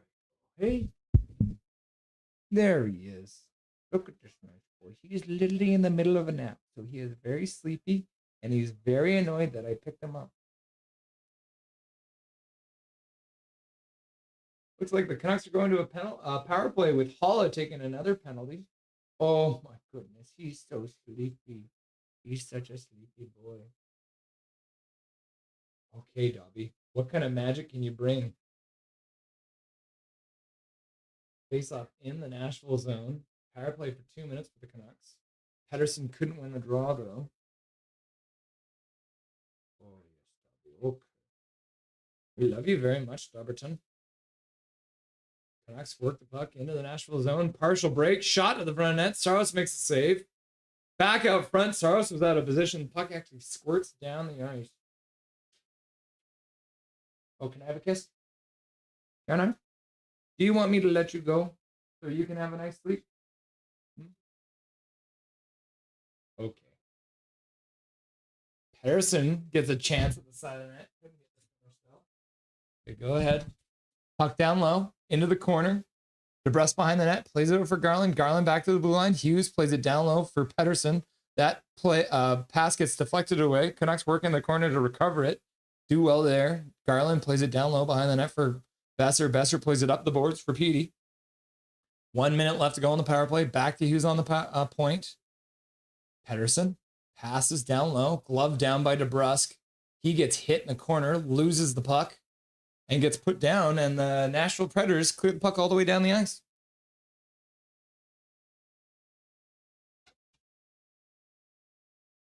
Close the door to the bar so I don't harass Crystal while she's watching TV out there. Nashville breaks out. Ryan O'Reilly, shot towards the net and scores. Nashville, shorthanded. Ryan O'Reilly scores. With 10:59 left to go and 31 seconds left to go on a power play, the Vancouver Canucks have just given up the lead on their 5th power play of the game to Nashville. 1-0 Nashville leads. Oh my goodness. Ryan O'Reilly shoots it, and I don't know, did it go off a stick in front, or did Demko just miss that one? Because old man O'Reilly gets a shot on net, puts it past the glove of Demko. So that was the opposite reaction that I thought we would get from bringing Dobby on. Bad Dobby, yep. Wait a minute. Sensei Dean Wise like, let's wake up, boys, says Milosh. Well, they didn't wake up on the face-off because they couldn't win that. Now the puck gets cleared all the way down into the Canucks zone. Canucks, Hronek out to the red line. Puck shot in. Canucks skate in. Sherwood can't get the puck. Hronek plays it down the boards. Comes all the way around to the near side corner. Kane plays it back down into the corner. Sherwood's there. Plays it back to the blue line. Hronek fakes it. Shot to the front of the net. And Saros makes a nice glove save and hangs on to it with 10:25 left to go. Damn it, Dobby! Predators will get the whole third period on PP2. Yep, Toymaker, you're probably right. Welcome back, Toymaker. Nice to see you. Drew Richards is like, go Canucks, go. Go Canucks, go. Go Canucks, go. King of the mods, Drew Richards in the house. Nice to see you, my dude. Short-handed. Ouch. It's Dobby's fault. Undad Avs 29. Avs wearing their jerseys, which looks sweet. Yeah, it's a really good look, hey? I'm jealous of those jerseys, Undead Avs. Nice to see you. Hronek with the toe drag. Holy crap. Maybe go back to BF6. Laugh out loud. Oh, you're playing Battlefront, eh? Eric Hunter's like, maybe I should just go back and fight some Nazis. I don't know what timeline the battlefield is. Laugh out loud. Canucks over the blue line. Pass across. Skips past Ratu's stick. Ends up in the corner. Drew O'Connor plays it down the boards to no one. Nashville plays it up the boards. Skating over the blue line. They get to the center ice line and dump it into the Canucks zone. Foot hockey, foot hockey, foot hockey. Nashville comes up with control in the Canucks zone. Shot to the front of the net, skips wide of the net. Foot hockey, foot hockey, foot hockey. And then Sensei DY's like, is that a poop? Angry poop and crying?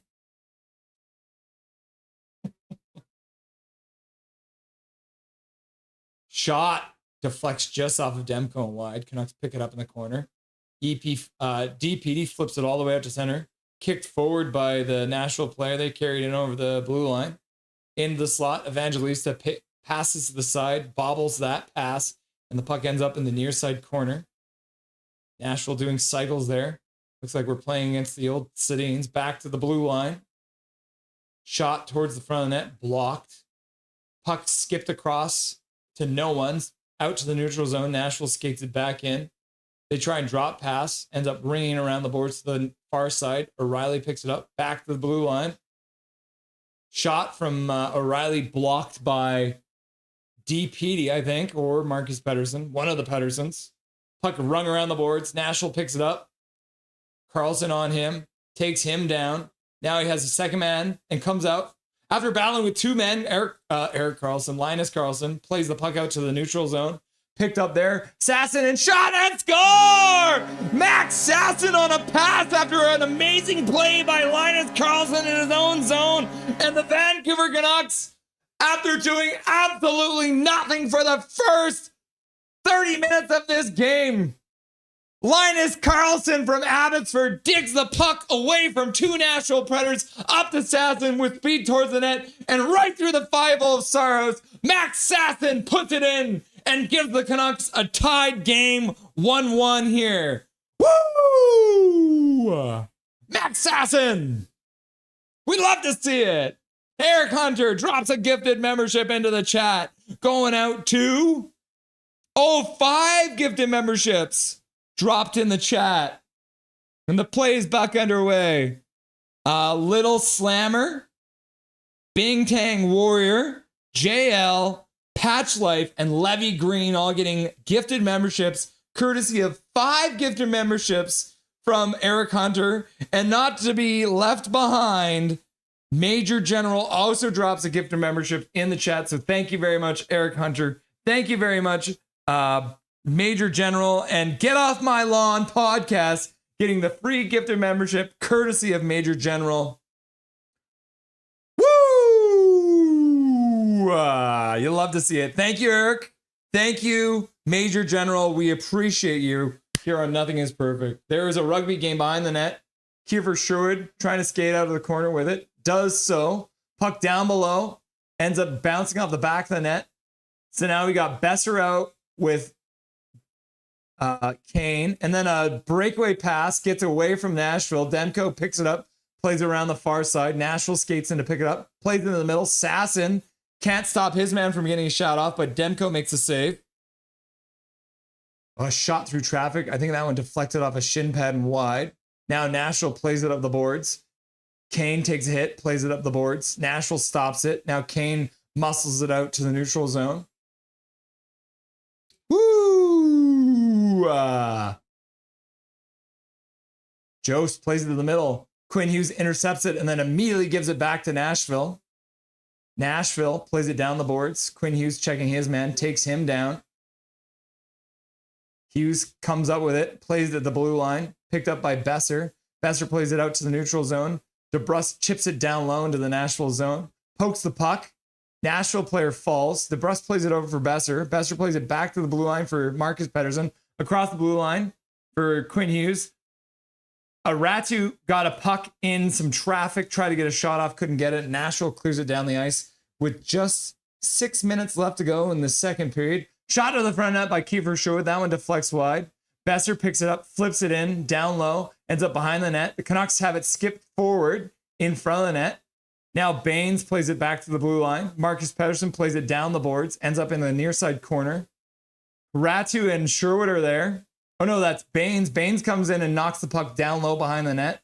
Now Marcus Pettersson comes down for the blue line, keeps the puck in. Garland's covering Marcus Pettersson at the blue line, but the Nashville Predators will pick it up and dump it all the way down the ice. Myers first one back onto it. He stops up. Now he'll pass over Garland out, streaking through the neutral zone over the blue line. Garland stops up on the far side boards, plays it back to the blue line. Shot by DPD. Goes off of something wide, ends up off the end boards and coming out the other way. Nashville has a 2-on-1 down low. All of a sudden, after that shot goes off the boards, but DPD makes up for it and blocks that shot / pass towards the front of the net. Now another block by DPD in front. Looks like he's nursing something now, wincing a little bit in front of the net, but he'll stay in the play. And now Nashville controls, shot to the front of the net. That one also gets blocked off shin pads, end up going all the way down the ice. Oh my goodness. Whoo! Whoo! It's all hot in here. Now shot to the net. That one goes right through the crease and out the other side. Ryan O'Reilly plays the puck in the middle. Nashville works the puck into the corner. Was that No, that's Hronek knocking his man down behind the net. Nashville comes up with it. Shot goes wide. Now P.O. Joseph gets it. Tries to play it up the boards. Kane picks it up just inside the blue line. He'll start skating out. Now he'll pass up for Sasson. Sasson with speed again. Plays it over for Kane. Kane with a shot on net. Saros makes a shoulder save. Marcus Pettersson plays it down below behind the goal line. Nashville picks it up though. They'll play it back. Myers keeps it in there.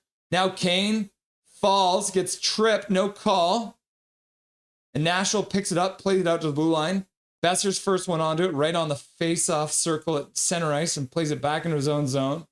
Myers picks up the puck on a pass in his own zone. Whoo! Puck to the front of the net. Nashville intercepts it. They'll skate out. They'll have a 3-on-3 coming in. Drag move, shot to the front of the net, goes wide. And off the dasher and out of play. So after a bunch of continuous play there, 3:32 left to go in the second period of play. Ooh. Oh, Colin Whitehead, did I mess up my scoreboard? Where is it here? Colin Whitehead, this is game 8, not game 7. Okay, let's update it. Game 8. End of the road. Thank you, Colin Whitehead. Canucks, nothing is perfect. You should be on the Knuckhead podcast with Diener HD. You never know. Maybe someday. Count my lucky stars if it happens. I would love to chat with Knuckhead. It'd be good to pick the man's brain. Calvin 99 Charlie, go, go, go, go. What did I say? It's only 1-0. Fair enough. LFG, says Andrew. But she goes like, go, go, go, go, go. Sasson being a bright spot on the team was not on my bingo card. Now, let's just go ahead and do this.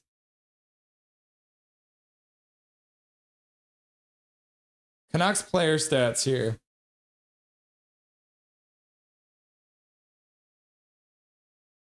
So right now, Max Sasson just scored. So Max Sasson is tied for second on the Canucks this season. 8 goals for. Pretty crazy, right? Need to relax. Y'all act like it's over. Laugh out loud. Sensei Dean White, go, go, go, go, go, go. Canucks, go, go, go, go, go, go, go, go. Colin Whitehead, go, go, go, go, go, go, go. Let's go. Hunter High. Wow, says Zach McNally. Go, go, says Zach. Ryan H says, woo, go, go, go, go. And then Colin Whitehead's like, I really like Sasson. Shut up, Calvin. The first period was horrendous. Major High. 1C for Sasson. Why are the rookies only performing? That's scary. I know, right? Sasson High. Sasson the Savior. Yeah, we like the sounds of that. Sasson the Savior. Cal McKenzie. Connie McKenzie screams, Sasson! Is that your wife? Connie McKenzie getting involved and saying, go, go, go, go, go, go, go. No time to relax. We got to keep up the score, says Derek Wang. Big Mac, Big Mac, Big Mac, Big Mac, Big Mac. And Sensei Dean is like, I'm sorry, bro. I ain't watching, so I don't understand. I just know it's 1-0. Could have been worse. Laugh out loud. This is true. It could have been worse. Why did Emmanuel get timed out this time? I don't know. I wasn't paying attention.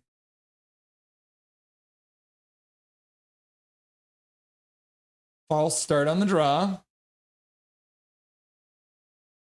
Now Nashville wins it. Clean draw back. Ends up getting shot wide. Ends up on the half boards. So we got Ratu, Sherwood, and O'Connor out there to start in the defensive zone. So O'Connor picks it up behind the net. He'll play it off the boards. Sherwood picks it up. Now if the Canucks hurry, they'll have a 3-on-2. Sherwood skates down the boards. Tries to cut in front. Prevents himself from hitting. Marcus Pettersson comes down low. Plays it behind for Kiefer Sherwood. Plays it back to the blue line. Tyler Myers shoots it. That one gets deflected and comes back. Now, Myers reads that one well and actually comes out into the neutral zone to prevent a 2-on-1 from forming. Now Nashville brings it back in over the blue line. Far side corner. Marcus Pettersson hits his man Bunting. Canucks O'Connor skates it over the blue line. Loses it there immediately. Puts the puck back into the zone. Marcus Pettersson spins on the faceoff circle. He'll start skating over the blue line. Plays it up the boards. Out to the neutral zone. And that's going to be icing because nobody touched it. So the Canucks need to learn the rules. Shots a bit closer now. Yeah, the shots are finally getting closer. The Canucks do actually lead in this period. So the Canucks have 10 shots so far this period. Nashville has 8. So overall, it's 15-20 after a 5-12 in the first period. So that's good to see. You're right, Andrew. And then Japan Force says, hi, Connie. Yeah, we should say, hi, Connie McKenzie. Nice to see you. Nothing is perfect. You should be on the Knuckhead podcast with Diener HD. Nashville controls off the faceoff in the Canucks zone. Puck comes out, comes back in with 2:25 left to go. Go, go, go, go, go, says Major General. He was saying very inappropriate things, in my opinion, Swervin. Yeah, it is possible. Garland next. Our Canucks budgies were sleeping and are now fully gleefully traumatized. Are your budgies named after Canuck players? That would be funny. Thomas Hornbrook. What I missed, the Canucks 6 shot. Wow. Go, go, go, go, go, says Thomas. Who scored our goal? It was Max Sasson from Linus Karlsson. So Max Sasson from Linus Karlsson. Sasson's third goal. Karlsson's second assist. So good work so far for the young Canucks. Good work by Karlsson to dig the puck out. Let's actually see if I'll show the goal visualizer. Yeah, look at Karlsson comes out from two guys, passes all the way up for Sasson, and Sasson does well to beat his man into the zone and then scores a beauty right through. So yeah, it will go all the way back to the start. Let's replay that. Watch all the way up here in the corner. Linus Karlsson defeats two Nashville Predators, skates it out, passes all the way up. So essentially has to go through three Predators up to Sasson, and Sasson scores it. So good work by Sasson. Scoring to tie the game up. Goal! It's a tough job, eh, Big Mac? I never stop believing in the boys, says Calvin 99 Charlie. Laugh out loud. Coach says Max Sasson. Scrofford is here. Baines with the Surrey grit. Yeah, Baines was looking good on the next shift after that one, too. Did Petey get a point? Petey has not gotten a point yet. Toronto Maple Leafs versus Buffalo Sabres tomorrow, 7 p.m. Maximilian, let's go! 3 more, guys.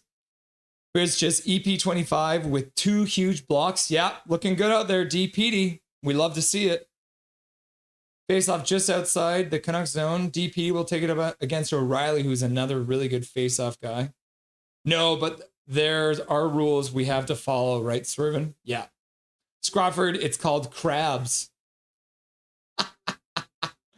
Scramble draw. Nashville ends up getting it just outside and slapping it in. Quinn Hughes picks it up in the corner, loses it. 2 Nashville Predators on him. Playing into the slot. Oh, weird shot by... Was that Philip Forsberg? Turned his stick over and flipped it towards the net. That was weird. Hronek plays it up the boards. DeBrusque plays it just outside the blue line into the neutral zone. Nashville will pick it up there.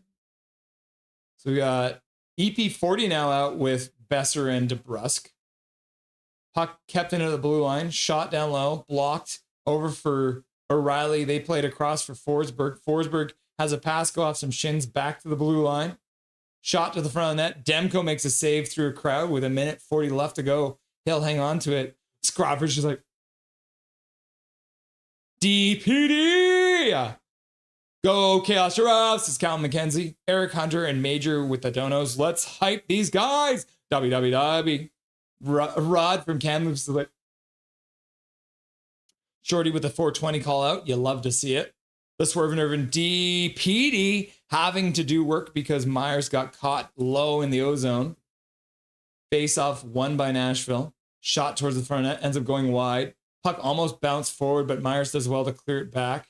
Off the boards by P.O. Joseph, not out though. Now he will bat it out to center ice, fighting to get the puck out on the second effort. Good to see from P.O. Joseph. Haven't seen a lot of him so far tonight. Evangelista spins on Myers. Myers takes him down. Nashville's fans call a penalty. Canucks skate the puck up to the Nashville blue line. Puck in down low. Ratu pins his man to the board. Kane can't come up with it. Puck comes back down the ice. Nashville carrying over the blue line. Past the high slot. Shot. Demko slides across and makes the save. Myers loses the puck to 2 men behind the net. Nashville plays it back to the blue line. Pass across the blue line. Shot to the front of the net. Blocked by P.O. Joseph. Puck in front. Canucks pick it up and they'll play it out. Down the ice. Not enough for icing. Ooh. Sharks try not to blow the lead. Challenge. Swear. Oh, man. Puck in behind. DPD hits his man. Separates the puck. Drew O'Connor plays it off the boards and out to the neutral zone. Now he'll play it into the Nashville zone. Canucks can't pick it up. Nashville plays it up to the Canucks blue line. They'll carry it in, flip it into the near side corner. Elias Pettersson around for Marcus Pettersson. Elias Pettersson out to the neutral zone. Sherwood up to the blue line. Sasson tries to play the puck in front. Couldn't get it to go, though.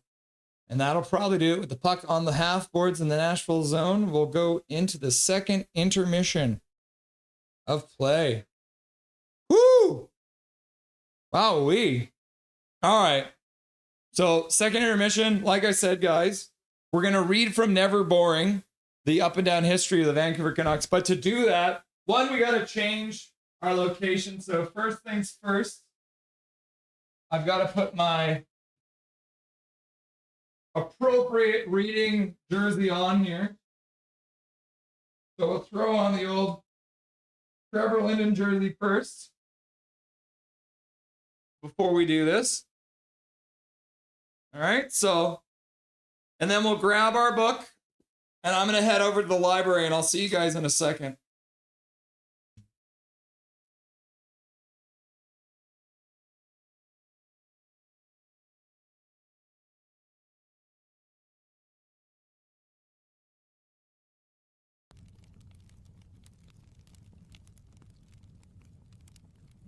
Oh, this is a better setting. And now, a reading from Never Boring, The Up and Down History of the Vancouver Canucks by Ed Willis. Introduction. Dan Shaughnessy covered the 2011 Stanley Cup Final as a sports columnist with the Boston Globe, but freely admits he isn't familiar with the finer points of Canucks history. The Cam Neely trade, he says from Boston, that wasn't a good deal for you guys. Great, that one he remembers. On the subject of long-suffering fans, however, Shaughnessy is an expert. His book, The Curse of the Bambino, was the first published in 1990 and chronicles the tormented pursuit of a World Series championship by the Boston Red Sox after selling Babe Ruth to the New York Yankees. The book is aimed predominantly at Red Sox fans, a group of which I'm a proud member since 1967. But it also tells the story of universal suffering, of irrational loyalty of sports fans, of pursuing and clinging to hope when every fiber of their being tells them to give up on a lost cause for which they cheer. Does that strike a chord, Canucks fans? It's all there, from the sale of Ruth, the game's greatest player before the 1920 season, to a near miss in 1946 and 48, the glorious pennant year of 1967, which ended in defeat, the 75 World Series, the 78 playoff loss to the Yankees and Bucky effin' Dent, and finally the meltdown in 86 when the Sox were one out away from winning the World Series, then lost it to the New York Mets through an unthinkable series of events. The Sox were so good at their craft, Shaughnessy had to revise the book several times to account for new horrors. The last was 2003, when, with a 5-2 lead in the bottom of the eighth, manager Grady Little left sock started Pedro Martinez in the game too long, and the Yankees rallied for Game 7 win in extra innings. The Sox were back in the hunt the next season, and Shaughnessy was going to write a book about their 2004 campaign, irrespective of its outcome. He'd been working on it all year when the Bo Sox met the Yankees in the American League Championship Series and fell behind 3-0. At that point, his editor told him it wasn't going to be much of a book. Then a miracle occurred. Well, it seemed like a miracle. No, damn it, it was a miracle. In Game 4, the Sox trailed by a run heading into the bottom of the ninth, facing Mariano Rivera, the greatest closer in baseball history. Kevin Millar drew a walk to lead off the inning before pinch runner Dave Robertson stole second by an eyelash. Bill Mueller's single into center field scored Roberts, and the game went into extra innings. I didn't have to look any of that up. The Red Sox won on a walk-off homer by David Ortiz in the 12th. They won Game 5 in 14 innings on an RBI single by Big Papi. They won Game 6 behind Curt Schilling and his bloody sock. They finished off the Yankees in New York. Ortiz homered again. Johnny Damon hit a grand slam. They won the World Series by sweeping the Cardinals, their first championship since 1918. The curse was shattered. Shaughnessy is asked if he ever thought that the day was possible, if he thought he'd spend the rest of his life adding new chapters to the Curse of the Bambino. I really thought they were doomed, he said. He also says Red Sox fans changed after '04 because the storybook win They made their burden a point of pride. But now, they're not as charming, says Shaughnessy. They're arrogant. They expect to win. Imagine the nerve. His book on the 04 season, Reversing the Curse, came out with a slew of quickie attempts to cash in on the Sox storybook season. One of those is entitled Faithful, and is basically an exchange of emails between authors Stuart Onan and Stephen King. King, a New Englander, is a master of psychological horror, which makes him uniquely qualified to write about the Red Sox. Faithful was another bestseller for King, who sold some 400 million books worldwide. Shaughnessy's book might have done better, but he doesn't mind. I was really happy for the fans, he says. There was no owning the story at that point. It belonged to the universe. And my point? Through all the misery, all the losses and indignities that have befallen their team, there has been one constant in the life of Canucks fans. In the life of the Canucks. Their fans. That congregation, the faithful, has endured much over the years, with only meager, sporadic reprieve to comfort them. An out-of-the-blue Stanley Cup run in 1982, Game 7 losses in 94 and 2011 Cup Finals. Beyond that, it's been a litany of uninterrupted failure, which is one thing, but it's been brought around by chronic mismanagement, ill-conceived trade, appalling draft picks, preposterous free agent signings, and misguided front office hirings, and have taken their toll on the fan base. Still, they believe in 23-24, following 3 straight atrocious seasons in which the Canucks burned through 3 head coaches and 2 general managers, the team came out of nowhere to deliver a thrilling campaign. Questions remain about that team. Why did they go all in that season, trading future assets for veterans Nikita Zadorov and Elias Lindholm? What will they do with an aging lineup and 11 expiring contracts? But given everything that preceded it, the faithful were willing to suspend their sense of disbelief. For 1 year, there was amnesty from the losing. For 1 year, the Canucks story was about winning. And who knows, maybe the core of this team can finally deliver a Stanley Cup. Maybe the Jim Rutherford, Patrick Allvin, Rick Tocchet triumvirate that guides the Canucks can lead them to glory. Maybe they can feel the joy, the exhilaration of the ultimate victory, and the pain will be over. Maybe I'll have to write a book about their championship season. It shouldn't matter that much, but for so many it does, and they deserve to know that feeling. Their story may not belong to the universe, but it will belong to them. This book, then, is for those fans and everyone who suffered beautifully with the Canucks over the years. To honor them or further torment them, as the case may be, the following is a trip through the Canucks history that contemplates all those things that might have been. Chapter 1. What if Stafford Smythe hadn't been a vindictive jerk? Had they been thinking clearly, hockey fans in British Columbia would have been suspicious of the A1 story that appeared in the Vancouver Sun on May 8, 1964. Why, for example, would Stafford Smythe, the obnoxious president and co-owner of the Toronto Maple Leafs, want to build a, gasp, $8 million arena in downtown Vancouver? What exactly did Smythe want in return? Why was he going public with his offer?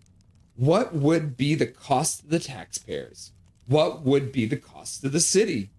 This story seemed too good to be true, which of course it was. But in May 1964, there wasn't room for skepticism in the hearts and minds of hockey fans in British Columbia. Vancouver, it seemed, was riding a wave of momentum that would carry the city and the province to the NHL. In the same story, Smythe confirmed the NHL would be adding 6 new teams in the near future, and franchises would be granted to cities that had facilities waiting. Smythe also reported the new building was a Maple Leaf venture, which meant Harold Ballard and the rest of the Leafs directors were on board. So even if Vancouver didn't have a ready-made NHL rink, here was Smythe, the son of Leaf founding father Conn Smythe, offering to build a 20,000 seats arena, which would guarantee Vancouver's entry into the big time. There was just one minor stipulation. The city had to give Smythe the land. And I don't mean any old property on the edge of the city, Smythe clarified. I mean a prime location, like near the Bayshore Hotel or your Civic Queen Elizabeth Theater. Knew there had to be a catch. It is an article of faith among Canucks fans that their team has been haunted by dark and unnatural forces since its inception. Most of those fans identify the accused spin of the wheel. How's that for a metaphor? That gave Hall of Fame center Gilbert Perreault to the Buffalo Sabres and left the Canucks with Dale Talon. A decent NHL defenseman, but hardly the building block the new franchise expected with the second selection in the 1970 amateur draft. Losing Perreault was bad enough, but in the minds of Canucks fandom, it set in motion a series of events that has doomed the team throughout its existence. The Vancouver Canucks, to borrow a term from hockey vernacular, have been chasing the game ever since l'affaire Perreault, battling the hockey gods and their own failings at every turn. But it now seems the trouble started long before puck dropped in 1970 for their first ever game, and they can thank Smythe for the debacle that passes as the Canucks' origin story. Given the obvious lack of a 20,000 seat stadium near the Bayshore or the Queen Elizabeth in downtown Vancouver today, it's apparent Smythe's grand plan was never realized. That, however, is only part of the story.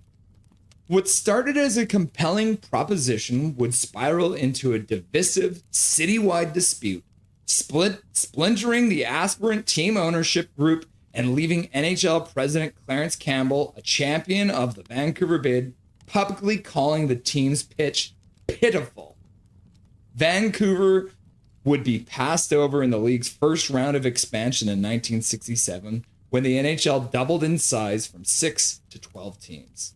They were granted a franchise in 1969 for the 1970-71 season.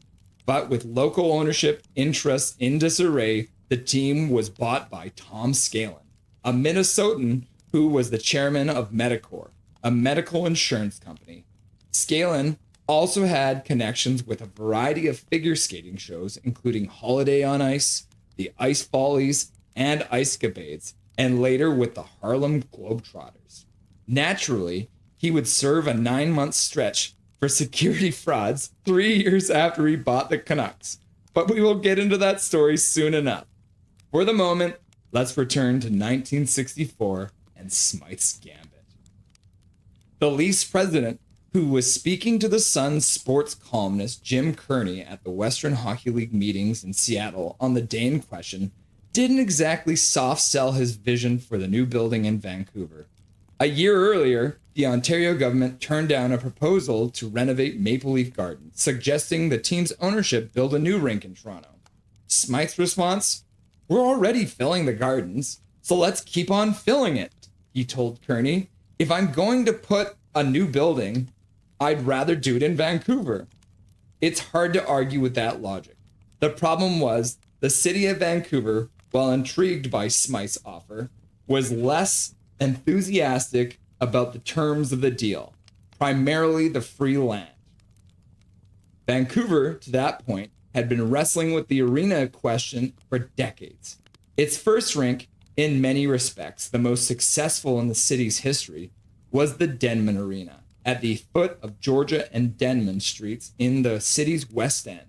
Built by West Coast professional hockey pioneers Frank and Lester Patrick for an estimated $300,000 in 1911, Denman seated 10,500 and was home to the Vancouver Millionaires when they won the Stanley Cup in 1915. Alas, it burned down in 1936. The Forum, built on the grounds of the Pacific National Exhibition in East Vancouver, took over as the city's main indoor sports facility. Built in 1930, it seated 5,000, which was adequate for the 2 minor league teams that played out of the old barn. The first tenants were the Pacific Coast Hockey League's Vancouver Lions, which existed from 1936 to 1941. They were succeeded by the Vancouver Canucks in 1945, which joined the newly formed Western Hockey League in 1952. The city, however, had grander ambitions, and over the years, there were a number of proposals for a new building. None of them led anywhere, but at least they seem funny in retrospect. In 1945, for example, theater owner H.M. Singer announced plans for a 10,000-seat arena on the old Denman Arena site, complete with a bowling alley under the ice. You can guess what happened there. In 1949, the PNE announced plans to build a state-of-the-art 12,000-seat facility on the exhibition grounds for $3 million. That proposal ran into opposition from the Downtown Business Association, which wanted the new rink downtown. 4 years later, then Canucks owner Coleman Coley Hall, who we will also hear about more, was proposing a 10,000-seat rink on East Broadway in Renfrew, as well as stumping for a downtown rink on the current site of the Vancouver Public Library. Neither project got off the ground. In 1961, Erwin Swangard, managing editor of the Vancouver Sun, promoted a downtown rink, saying if it was built, the city would get an NHL franchise by 1965. It wasn't, and Vancouver didn't. Then came along Smythe. And say this for the man, if his goal was to shake things up on the West Coast, he succeeded, even if his plans didn't. And we'll pause there until next time when we read from Never Boring, The Up and Down History of the Vancouver Canucks by Ed Willis.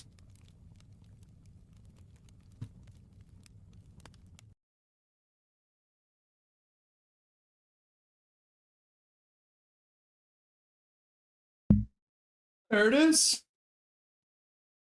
An excerpt from Never Boring, The Up and Down History of the Vancouver Canucks. We're going to do more of this as the season goes on. The plan is to have the whole book read for you guys before the end of the year, and then I'll create a playlist so that you guys are going to be able to just listen to the entire book.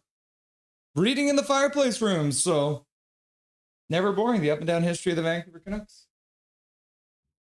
Take the jersey off now. Put it away. Just to the side here, guys. The beauty of a jersey, right? Love to see it. I hope you guys enjoyed that. We did a little bit of that last year. We did a different setup too. So hopefully we can do a bit more of that. So. Oh, I just deleted that message for you there, Calvin. Sorry about that. Thank you. By the way, while I was reading, I saw you guys put a couple of donos in the chat. It was Eric Hunter with a $5 dono. And I believe it was Daniel too, right? Daniel Turgeon showing up and dropping a $2 dono into the chat with nothing to say. Just a $2 dono. But either way, we are under way at Nashville in the third period of play. Gone on the backhand. Saved by Saros. Ruthless Shark. I am relief. Did your boys pull it off? The Sharks. Oh, just barely. The Sharks beat JT Miller and the New York Rangers. Shot goes off of Demko and wide of the net. Major General, very cool. Book on audio. Elias Pettersson with a block shot in front of the net. Sliding across. Woo! Good work by Petey there.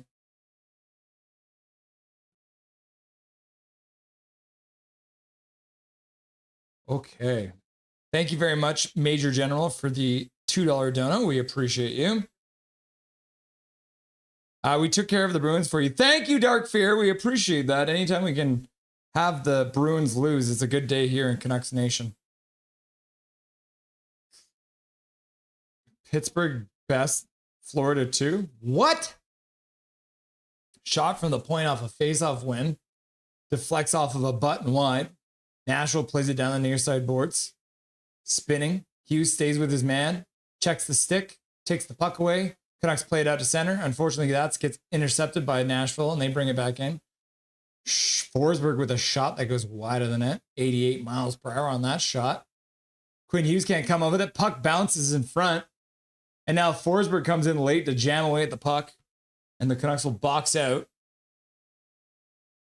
Colin Whitehead, Russ, who fits better, Zaka or Wenberg? Colin, I would probably say thank you for the $2 dono to start. And 2, I would say Zaka. I think Zaka probably fits better. That would be my best guess. Because with Wenberg, I think there's more of a downside to his game than there is with Zaka. Zaka seems to be a little more responsible defensively. So, Colin Whitehead, thank you very much for the $2 dono for going into Dobby's College Education Fund. And they brought the ice people out because it looks like maybe some dirt or something got on the ice. So, just a quick little bit of ice maintenance. But yeah, I would say Zaka. What do you think, Colin? I mean, I think I know the answer. You'd probably go with Zaka, right? Puck gets dropped very strangely. Probably should have been called back, but here we are. Nashville controls. Ratu throws it off the glass and out. Nashville flips it back into the Canucks blue line. P.O. Joseph picks it up, plays it across for Marcus. Marcus up to the blue line for Sherwood, who plays it up for Ratu, who puts it down low. And good work by O'Connor, who picked it up on a good passing play all the way from their own zone. The Canucks get a good chance, but O'Connor, unfortunately, was the one with the chance and puts it right into the shin pads. Swing and a miss there by Bunting on a shot. Puck ends up behind the Canucks net. P.O. Joseph checking his man in the corner. Ratu comes in to support. Now P.O. Joseph with some time and space. He'll pass up to the blue line. Sherwood plays it back into his own zone on accident. Puck skips down the ice. Hits something on the way through. No icing on that one. Nashville picks it up. Canucks are changing. They play it into the Canucks zone just over the blue line. Stopped there by Hughes. Nashville picks the puck back up, though. They'll ring the puck down behind the boards. Pinned to the boards by Hronek. Linus Karlsson has the puck taken away from him. Ends up behind for Hronek. He plays it up the boards. Intercepted there by Shen. Or no, it wasn't Shen. Shen's not on this team anymore. Puck around the boards. Now Karlsson pins his man to the boards over there. Hronek's there too. Almond's on the ice. Baines, we got the fourth line out now. Fourth line is pinned in their own zone currently. Hronek keeps it on the boards. Fighting with 2 Nashville players. Now Linus Karlsson comes in to support. He comes up with it in the corner. He'll flip it up for Almond. Almond can't do anything with it. Nashville plays it down into the near side corner. Hronek can't get to it. Hughes plays it behind the net. Almond skates onto it. He tries to throw a reverse hit, ends up getting smoked down. Nashville comes up with the puck. Nashville's been in the zone now for over a minute. Canucks clear it out finally, just outside, and they'll chip the puck into the Nashville zone. Almond goes in on a light forecheck. Nashville has 4 guys back. The Canucks will change. Nashville brings it back in right through the slot, shot to the front of the net. Demko makes a save and hangs onto it. And the Canucks clear out the front of the net because Weisblatt just comes in like a little piece of shit. And now Smith is there trying to get into it. And Tyler Myers is like, bro, I will literally fight both of you at the same time. Oh yeah, V Jesus is here too. Welcome back, V Jesus. Always good to see ya. Cal McKenzie, nobody is bitching, bud. You guys still bitching about the Canucks losing the Penguins when they just beat Florida? I mean, we Canuck fans, we like to complain, Callum. You should know that by now. Dark Charge is like, sorry, brutality blood. That was a laugh out loud. Normally I go, but Dark Charge team beating Florida, which is hilarious. Florida losing 5-3 to the Pittsburgh Penguins. Are the Penguins good? Nashville wins the draw so well it actually leaves the zone. Benderman is back. We have elite goaltending again. What's up, Benderman? Nice to see you, my dude.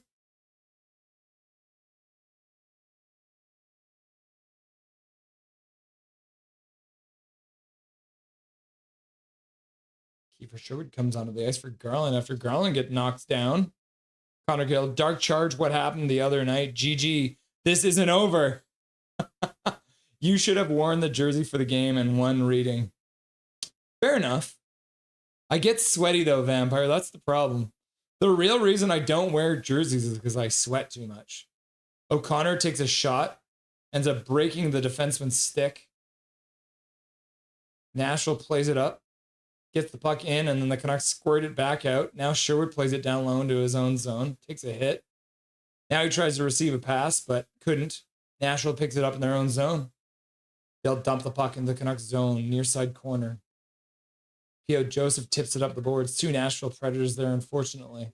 Now they try and play it out front. Now they got 2 of them behind the net. They play it up the boards to the far side blue line. Stastny with a shot to the front of the net, deflects off of a skate into the corner. P.O. Joseph fighting there for it. Puck squirts back to the blue line. Nashville picks it up there. Waiting for a minute. Shot to the front of the net. Puck squeaks through and just dribbles over the line. It looks like Nashville has scored there. The Canucks pulled it off the line. It has been called a goal. And the Canucks will have a look at that one. Either way, to evil! $20 dono coming in from Eric Hunter. Thank you very much, Eric Hunter, for donating $20. Let's imagine that. We did not see that goal go in the net. Let's have a quick look close at this. We'll have to have another look at that.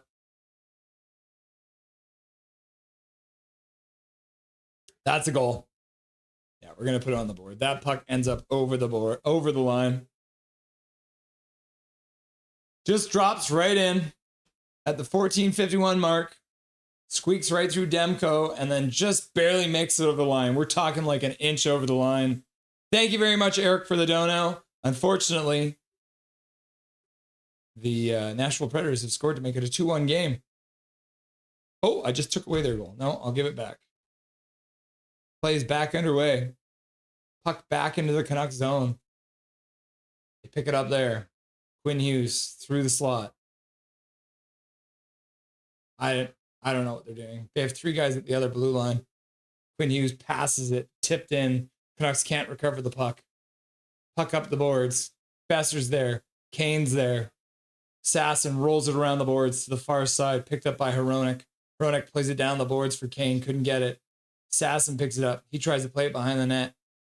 Intercepted. Nashville skates out. 3 Canucks forwards down low. 4 Nashville Predators through center. But instead of getting a rush, they'll actually dump it into the corner. Hronek plays it off the glass. Hughes tries to get it there. He puts it behind the net for Hronek. Hronek plays it up the boards. Good work by Pettersson. Footwork. Drops the puck. Hughes doesn't take it. Hughes goes and takes it back behind his own net. Just over the line, unfortunately. Yep, it's in. Goal. I'm turning it off because we scored when I did. Nashville brings it in. Jost puts the puck up the boards. Connor Garland brings it out, passes across the zone. Pettersson runs into his own man, Myers. Ends up getting the puck anyways. Takes it into the corner. Pettersson gets checked, plays it up the boards. 2 Nashville Predators waiting there for it. Jazz, every time Nashville scores, God kills a puppy. What? Fatality, Blackhawks. When we beat the Lightning, we don't live in a real world. Did the Blackhawks beat the Lightning? Oh my God. Nashville rings the puck around the boards all the way down the ice. And that's going to be an icing call against Nashville. 12:56 left to go in the third period. Change up the lines, Foote. I think he already did. I think he's changed them again. Eric continues to make me think I'm living in Mogadishu with his donations. Mogadishu? What does that mean? Canucks win the faceoff in the Nashville zone. Quinn Hughes shot to the front of the net, gets blocked, comes all the way back out to center where he picks it back up. Sherwood gets knocked down trying to pick up the puck, grabs the stick. Now the puck comes into the Canucks zone. Puck into the middle, batted away by Hughes. Now O'Connor drops the puck into his own zone. Hughes picks it up, plays it over for Hronek. Hronek holds it, plays over for Hughes. Hughes plays the puck out to the neutral zone, tipped in by Ratu. Sherwood moves in on the forecheck, throws a hit, separates the man from the puck. O'Connor can't come out within the corner, loses it. Nashville plays it just outside the blue line. Ratu almost kept it in, but couldn't quite get it to stay in. Hi, Russ. How's the weather? It's a little rainy right now, actually.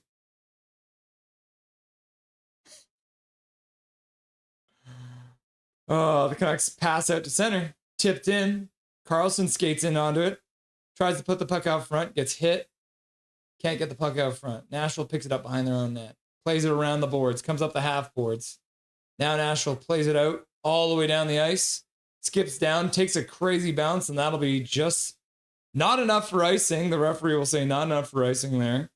On some crazy bounces. The Canucks played all the way up to the blue line of Nashville. Baines plays it back up. Carlson throws it in. Amon throws it towards Baines. Shot from the point by Myers. Goes off a shin pad and into the corner. Bounces off the boards. Carlson couldn't pick it up. Nashville skates it out. Myers picks it up. It's got Myers and DPD out there together. Myers holds up as the team will change. Passes up to the Nashville blue line. Tipped in there. Kane moves in on the forecheck. Comes in and high sticks a man. Did the referee see it though? Puck comes all the way down the ice for an icing call. 11:02 left to go. I think Kane just got away with a high stick. Whoops. Die Hard Red Wings fan. I want your Canucks to win for me. I'm going to bed because Red Wings lost 7-2 to the Islanders. Oh my God. I think we need to look at the out of town. Holy cow. 7-2. Islanders smoke the Red Wings. Panthers lose to the Penguins. Sharks defeat JT Miller and the Rangers. Senators beat Flyers. Ducks thump the Bruins. Blackhawks beat the Lightning. Canucks win the faceoff. Shot to the front of the net, one timed. Saros makes a save. Pedersen plays it to the middle, back to the blue line for Hronek. Plays it down to the far side boards for Hughes. Tipped in front. Now Besser comes up with a puck in the corner. He looks back to the blue line, passes it back for Hronek, keeps it in, plays it over to Hughes. Hughes skates the blue line. Hughes and Hronek switch spots. Hughes throws a puck towards the net. Saros makes a save with the glove through the crowd, back to the bar. Whoo! 10:33 left to go in the third period. Back to the out-of-town scoreboard. Canadians and Oilers are tied 1-1 in the second period.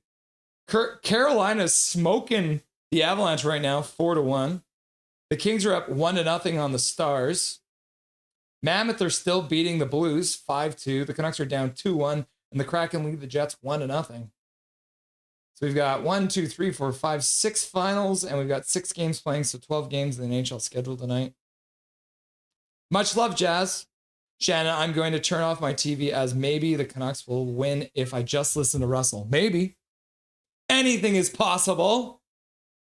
Even if we lose, at least we are 500 to start the season, and we won the trip. Yep. That's a good way of looking at it, Colin. This team is crap. Back-to-back messages. At least we're 500. And Mike Torrance is like, this team is crap. Bob Bluger, considering we have 6 AHL forwards playing, including Doc, our team is hanging in there. Yeah, I believe that, Bob Bluger. That is accurate. Got to find a way, guys. Mike, we are icing basically an AHL team right now, and with all the injuries, 2 minimum. It's only crap because the Canucks don't have any Scottish players. Get in my belly. And then German Canucks is here. Oh, you poor bastard. What is it, like 4 a.m. there? Das ist nicht gut. That is very good. That's not good. Yep. Ich liebe dich. Russ, typical Van weather. Yep. 100%. Cold and rainy. First shot. Colin Whitehead, in Calgary, it is extremely nice, which isn't typical this time of year. It was 15 degrees today here. Ooh, very nice. Colin, do you guys have any snow out there yet? V Jesus is like, no, this team is crap. Cal McKenzie, is Calgary still rat-free city? Good question. Is it? Colin Whitehead, Callum, yes, Alberta is rat-free apparently. Pedersen wins the draw back. Hughes plays it across for Hronek. Hronek fans on a wrist shot from the point. Nashville clears it all the way down the ice. Tipped off of Hughes into the zone, so no icing. Hronek plays it over for Nashville. Nashville plays it in front. And then Demko makes a great save after Hronek and Hughes combine to give the puck away. Holy cow. Our best defensive pair. German Canucks, I woke up at 4 a.m. again, Russell. I'm sorry, my dude. Let's hope they can pull it off for you. Hughes misses a pass from Hronek. Nashville brings it in. Hughes gets it back, plays it over for Hronek. Hronek drops it for Hughes. Hughes slowly through center. Up to Petey. Petey loses the puck on the half boards. Nashville brings it out to center. Now they'll get to the red line and dump it in, moving on the forecheck. Marcus Pettersson now is going to get a penalty for either interference or holding or ripping the helmet off. Either way, the Vancouver Canucks will go to another penalty kill after Marcus Pettersson reached out and grabbed a man by the head. But Hronek and Hughes getting their signals crossed, giving the puck away for O'Reilly, and then putting the puck out front for Wood, and Wood gets stopped by Demko, and then followed up by, it's way minus 3 this morning. Oh, wow. It was -3 this morning. Yeah, because Thomas, you're up north, aren't you?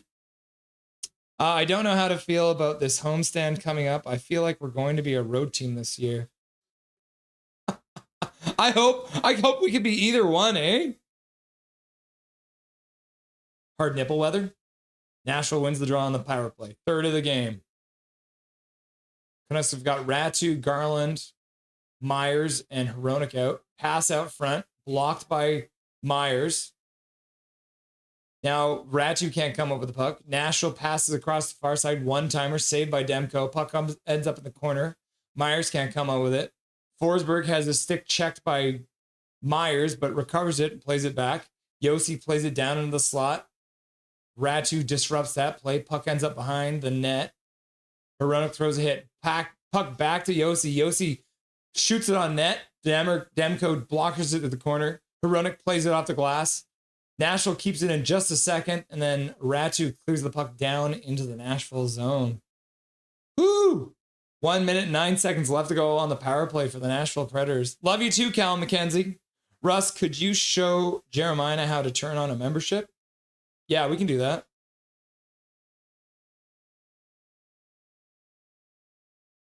Nashville playing pass in their own zone with less than a minute. That's not a pen. Come tie it up, boys, says John Mark Patrick. I hope so. Nashville flips the puck in. 43 seconds left to go on the power play. Canucks get the puck, and they put it right back down the ice. So, did we practice yesterday? We can't complete a pass or shoot. Come on, boys. Swear jar, swear jar, swear jar. Colin Whitehead, no, we don't have snow yet. We had a millimeter about a week ago, but it's gone an hour later. Yeah, fair enough. Myers takes his man down, and then his defensive partner picks up the puck and throws it down the ice. Less than 8 minutes left to go in the third period. Nashville's only got 10 seconds left to go on the power play. Emperor King, remember when Nashville had those jerseys called Smashville? Laugh out loud. Pass across the slot, blocked by Garland. Power play is over. Pettersson's out of the box, into the fray. Nashville can't come up with the puck in the Canucks zone. Quinn Hughes will turn back. Pass over for Petey. Petey over the blue line. Shot to the front of the net. Saros makes a save. He goes and covers it up. No rebound. VG's, oh, great. Just great. Laugh out loud. Bob Bluger, are you guys more frustrated with Doc or Foote right now? See all of the above? Oh, that's a hard question. Okay, no. I'm going to say Bob Bluger. I'm more frustrated with Foote because if Foote doesn't do what he does, Drew O'Connor's not in the lineup. Is that fair? I'm more frustrated with Foote, but just because he is responsible for Drew O'Connor being in the lineup. People look in shot and tech tutorials how to turn on GIFs. Watch that video and it will show you what I was trying to say. People look in shot. Turn on gifted memberships on YouTube.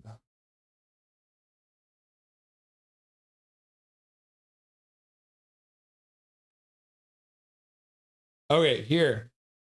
To turn on gifted memberships, you need to be on each eligible. So you can do this. Go to the channel's live stream or watch page, click the join button, then the 3 dots for gift settings, and then toggle to allow gifts. Let's see. Who am I not? I'm trying to think of who I'm not. Who am I not? Who do I not have a membership to? I'm trying to think. Who am I not?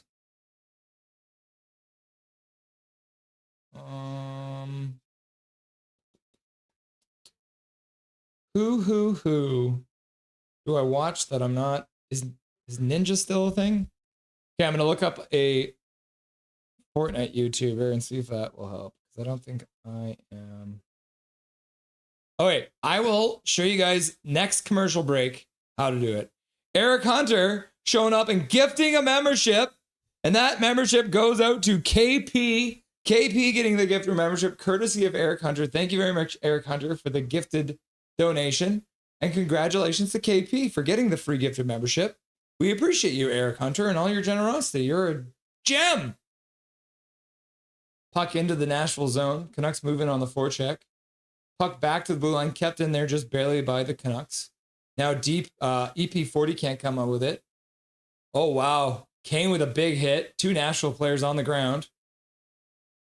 Pedersen dishes the puck for Besser. Besser puts it back to the blue line. Hughes down the slot. Shot to the front net. That gets blocked. Ends up in the corner. Besser picks it up. Besser over for Hughes. Hughes with a slap shot. That one gets blocked. Now Hronek picks it up. Plays it down low. Hughes. Hronek. On the blue line, Hronek plays it down to the half boards, goes off the shin pads of Petey.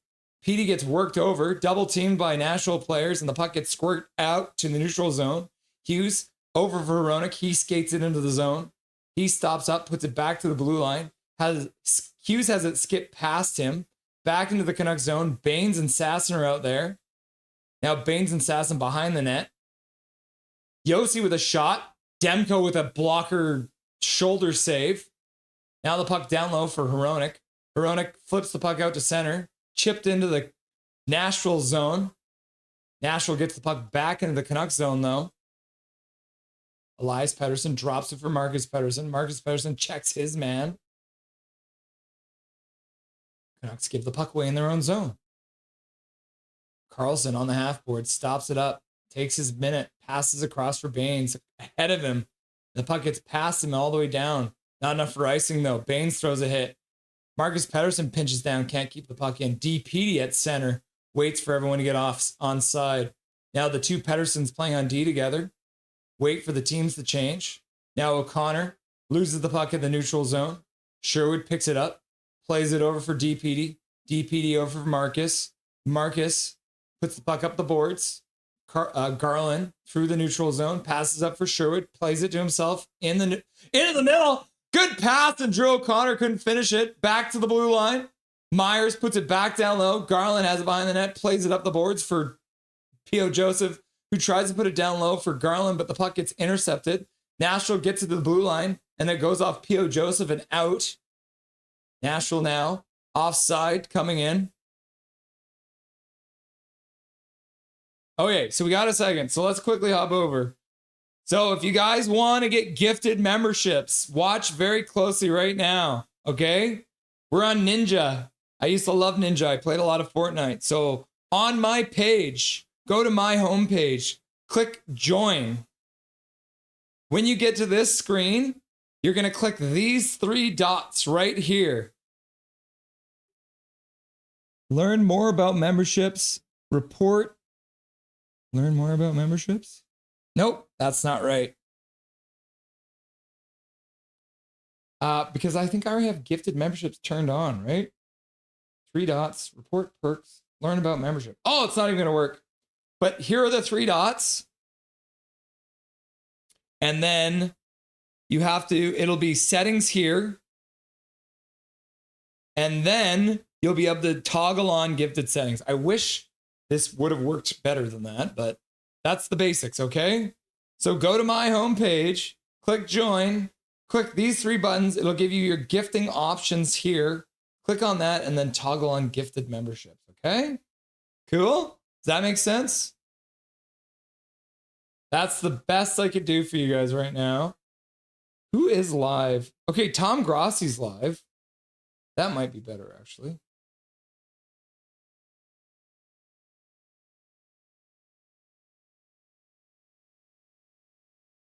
Maybe. Yeah, let's go into his actual live stream. Okay. I'm going to mute him. Okay, let's try this again. Let's have a look. So this is Tom Grossi, who's a great streamer. Hit join. Crossy Posse Packer Nation. Welcome to an episode of Packers, the podcast where you don't be a Packers fan. This is but it sure does help. I'm your host. Okay, back to the bar. That's the best I can do for you guys. Okay? Face off just outside the Canucks blue line. 4:45 left to go. Sasson taking the draw. Sasson loses the draw. Reds dump the puck into the Canucks zone. Hughes can't come with it. Hronek can't come with it. Nashville spins and shoots on net. Demko makes a save. Kane standing flat-footed, flips the puck all the way down the ice. Sherwood puts the puck into the corner. Canucks move in. Sasson and Kane digging for the puck. Nashville works it out past the Canucks blue line. Good work by Hronek to check the man coming into the zone. Nashville plays it behind the net. Hughes skating slowly onto it. Puck into the middle. Nashville coming up with it.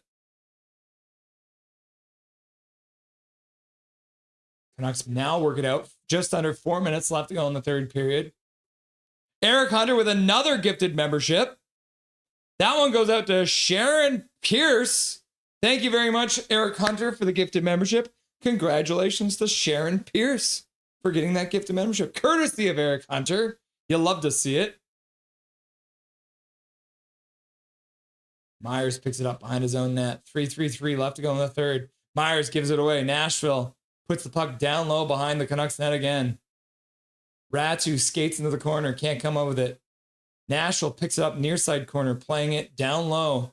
Now they skate up the boards, back to the blue line. Shot from there, blocked in the front from their own players. The Nashville player throws himself down. The crowd calls a penalty. And the referees did not. That Nashville player tried to sell that one hard. Baines comes in on the forecheck, causing some havoc. Garland comes in, digs the puck out. He gets hooked. So no call. So the referees have officially put their whistles away, guys. Sherwood, Garland getting their, or Garland and Hughes getting their signals scrambled. Nashville picks it up in their own zone. Nashville plays it down in the Canucks zone. Chipped into the far side corner. Quinn Hughes is still out there. Quinn Hughes spinning in the corner. Quinn Hughes losing the puck. Puts it back behind the net for Hronek. Hronek plays it up for Petey. Petey dekes to the middle.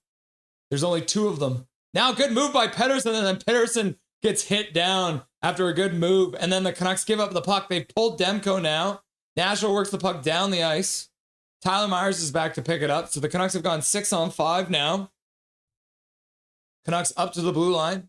Get the puck in, but I think they moved in offside. We'll have to wait and see. Referee they haven't said it's offside now, but the Canucks battling in the corner, trying to come up with it. Back to the blue line, picked up there by Myers. Across for Hughes. Hughes back to Myers.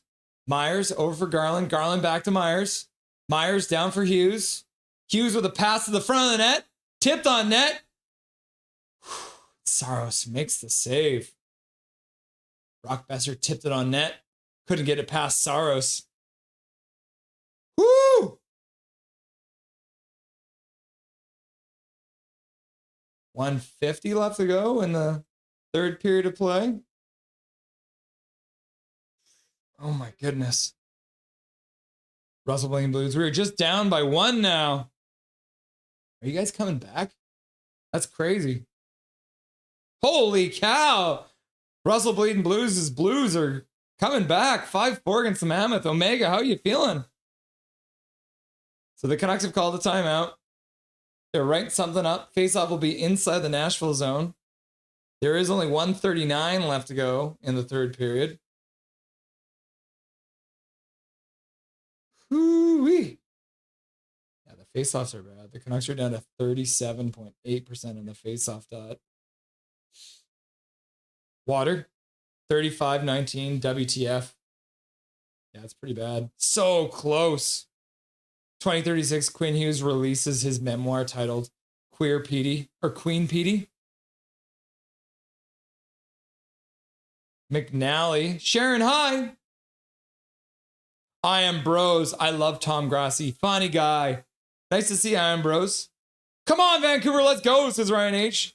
Get a point, says Neil Foster. Canucks says, Artie! So face off in Nashville zone. Got Pettersson taking it. McCarron getting a warning.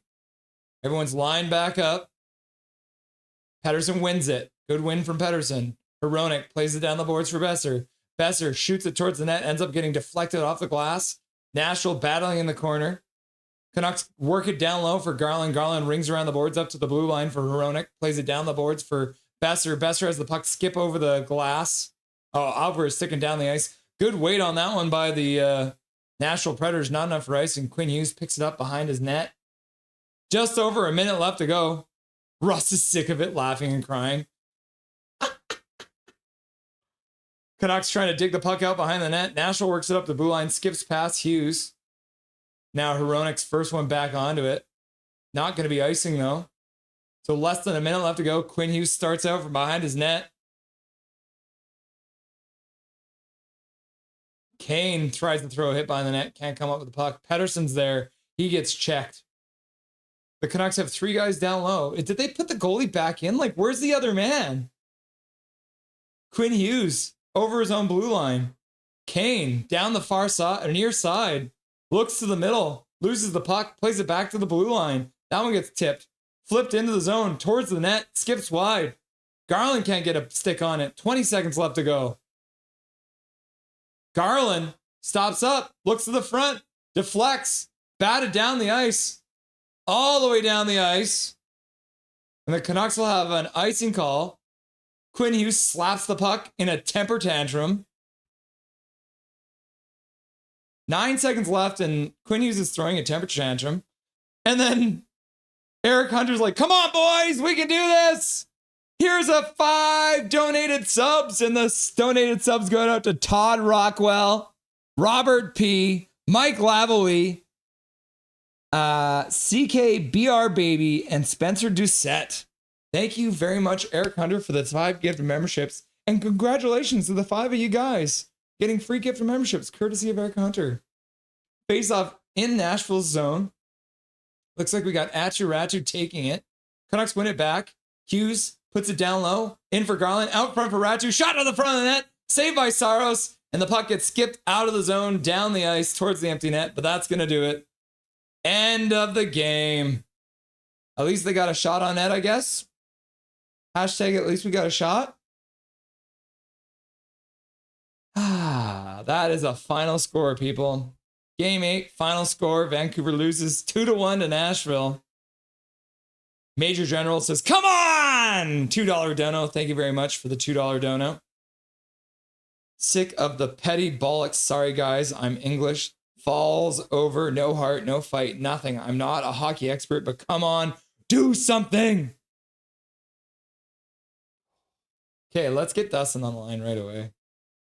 Immediately get Dustin on the line.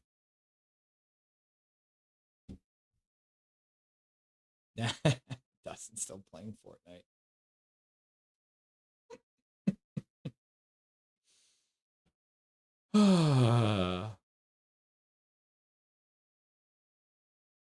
Yeah.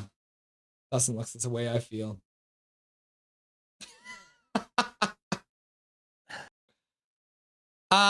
Do we have to start talking about how Quinn Hughes is a puck hog and like needs to take shorter shifts? Like, when does that conversation start? I said it from the start when they worked to appease one single player. There are 23 players on an NHL roster. I get he's a great hockey player, but oh man, I honestly don't know what to say. That was tough to watch. Okay, so Dustin, look at this. I'm gonna pull this up for everyone to look at because, like, right now, I am not mad at anyone else other than Quinn Hughes, right? Like, I get it. He's our best player. But if you don't have legs because you're taking this kind of shifts, look at this. His first shift of the game is a 2-minute and 30-second shift. In what league do you take 2 minutes and 30 seconds? Right? 1:39 for his second one. 2:50 in the first period alone. He had 3 shifts that were 2.5 minutes long. Why in God's name in the first period in a tie game are you taking 2.5 minute shifts? I don't care if you're goddamn Wayne Gretzky, Mary Lemieux, it doesn't matter. Quinn Hughes needs to get his damn ice time under control because Foote is apparently a little bitch who doesn't know how to control his players. Look at this, 324! 324 is half the amount of time that Amon got in the entire game. Quinn Hughes burned that in one damn shift. He ends up playing 30 minutes. And if you broke that down, it only ends up being, what is that? It ends up being 6 shifts in the first, 5 shifts in the second, 8 shifts in the third period. He's averaging in this game, what is that? Does it give us an average here? Average shift was 1.5 minutes. Quinn Hughes can fuck off. I said it. I might be the first one to say it. Fuck Quinn Hughes, man. I don't give a shit. He's our captain, swear jar, swear jar. Get off the ice. You can't do things if you're exhausted. We just listened to Adam Foote talk about how we got to monitor Pettersson's minutes. Because if he takes a long shift, then, man, like, he needs extra rest. Well, that doesn't seem to be happening with Quinn Hughes.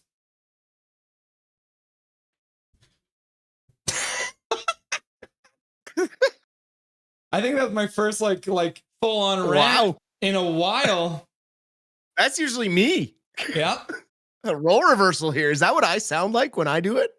I think you come off a little more calm and collected. I am a hothead, so that's insane, bro. I can't believe that. I knew it was bad, and I just pulled up numbers, and that's insane. I don't care who you are. If your average shift length is 1:32, you need to give your head a shake. I don't care if you're the best player that we've ever had on this team. If you're not rotating lines, people are going to get screwed over, not get the ice time that they need to even stay in the damn game. Yeah. I mean, you pretty much said it. Like, it needs to be said. It's time to stop being afraid of Quinn Hughes. Like, honestly, and if the entire organization revolves around Quinn Hughes, trade him. He's the only guy without a no move clause, and he's a UFA in a couple years, so trade him. Let someone else pay him. I don't understand what we're doing. Like, honestly, as an organization, what are we doing? You look at, I was looking at Puckpedia, right? And I'm like, oh, who can we trade? Who can we trade? We got EP40, no movement clause. Brock Besser, no movement clause. Jake DeBrus, no movement clause. Vander Kane, 16 team no trade list, or 16 team approved list. We got Connor Garland with a no movement clause kicking in next year. We have Drew O'Connor with 12 team no trade clause. Teddy Bluger with 12 team no trade clause. Oh, look, Phil Hronek, no movement clause. Marcus Pettersson, no movement clause. Tyler Myers, no movement clause. You're pretty screwed to make a trade in this league if you're saying you don't want to trade any of the prospects and you give everyone on the fucking team a no trade clause.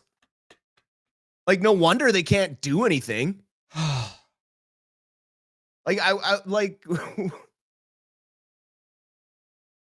yeah, and Kevin Lankinen, no movement clause. Yeah. Thatcher Demko, no movement clause next year. What is the vision? At this point, I'm like, okay, now I'm questioning Alvin and Rutherford. Like, I was afraid this was gonna happen. Hiring a rookie coach. Their big knock against why they didn't hire Manny was because he didn't have any NHL experience. Well, you hired a guy with no AHL experience, like no experience whatsoever. He has no idea how to deploy his lines. He finally had Besser, Garland, and Petey together for what, 4 shifts at the end of the third? Like, you have to develop some chemistry, and you have to realize that some guys work with each other and some guys don't. Like, I don't understand where the structure went from the preseason. Well, they were playing AHL teams in the preseason, which is easier to deal with, right? Like, Swerve and Irvin donates $279 say don't blame Quinn for this crappy team build. And I'm not blaming Quinn for the crappy team build, but I'm saying with the tools that we have, by staying out there for an average of a minute and a half, that's literally double what a normal player would take. You were staying out there for 2 full shifts, right? So I've pulled up now. I've got the time on ice here for the Oilers game right now. And I'm going to scroll on down to Mr. Connor McDavid, who is the best player in the league by far, no doubt, right? And I don't know.